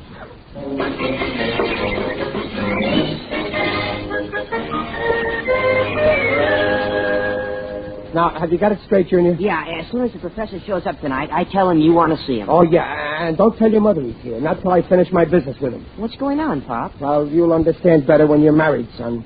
You see, people say we're civilized, but we still got to live by the law of the jungle, where every beast protects his own nest. You may look on me as your father, but underneath, I'm really a beast. Hey, Pop, it's him. Ah, he's early. Good. Now, watch how I handle him, son. It'll be good experience for you. Ah, bonsoir, monsieur. Come in, Professor. Oh, madame, she is home. No. But the lesson? There ain't going to be no more lessons. You're through. I do not understand. Perhaps you are not satisfied. We are not making enough progress. We're making enough progress. We're making a little bit too much progress. But what is wrong? I had enough of your fancy French ways. But, monsieur... I've seen the way you operate, gobbling up my free meals and then munching my wife's fingers for dessert. Oh, but that is merely a continental custom. In Paris... Don't tell me about Paris. I know all about Paris. I had friends in the army there. I was overage, but the things they wrote me, I almost enlisted myself.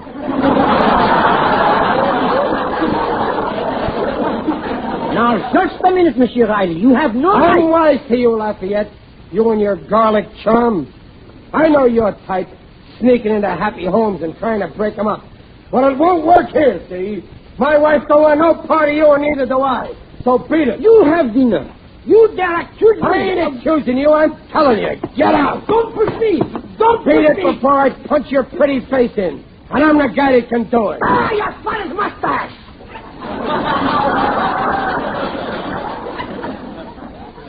Junior, whose side are you on? Who said that? Somebody said... You said it. You said your father's mustache. You speak perfect English. No. I was just speaking an American idiom. I may be an American idiot, but I know Brooklyn. Okay, you win, Mac. But please, this is confidential. You see, I wasn't born in France. I just studied there. I'm from Brooklyn. My real name is Andy Lafferty. Andy?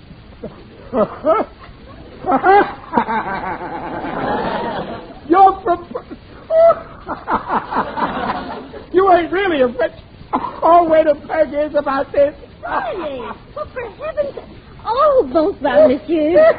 Bonsoir, monsieur. Daddy, what's the big joke? I'll tell you. I'll show you.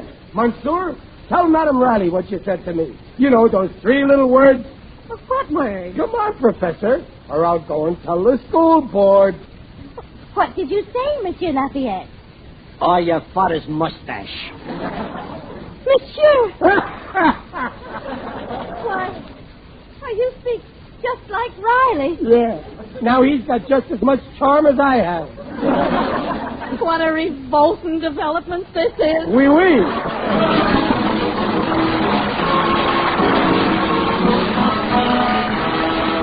Riley's will be back in just a moment. Millions prefer new Prel, Procter & Gamble's Radiant Cream Shampoo in a handy tube. From Brooklyn, New York, Mrs. Vera Lynch writes, My husband says my hair is really glorious since Prel, and it's true. Now my hair is soft as silk, bright with radiance. I'm really thrilled with Prel's results. And you'll thrill to Prel, too, once you see how radiant Prel leaves your hair, how quickly it removes unsightly dandruff. Buy it. Try it. You'll sing about P-R-E-L-L Pro Shampoo leaves hair radiant, gleaming bright. Not a bit of dandruff is in sight. Comes in a tube, handy too. P-R-E-L-L Pro Shampoo.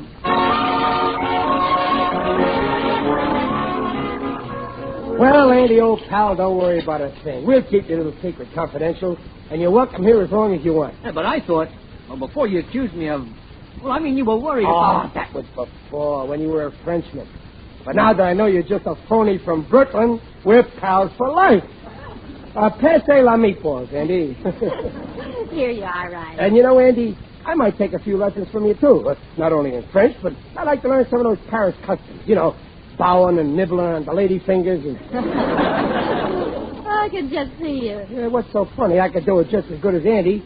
Here, Peg, give me a paw. I'll show you. Oh, stop. Riley. Oh. There. You bit me. Excusez-moi. Or as we French say, sorry, Dave.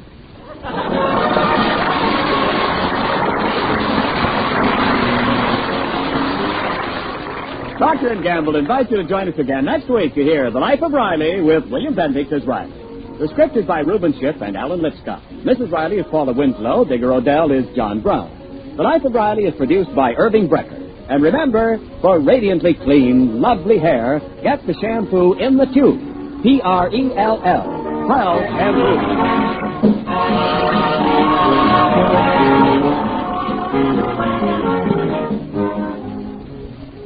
Listen, everybody, no matter what your job, housewife, mechanic, office worker, salesman, you need Lava soap to get dirty hands sparkling clean in 30 to 50 seconds.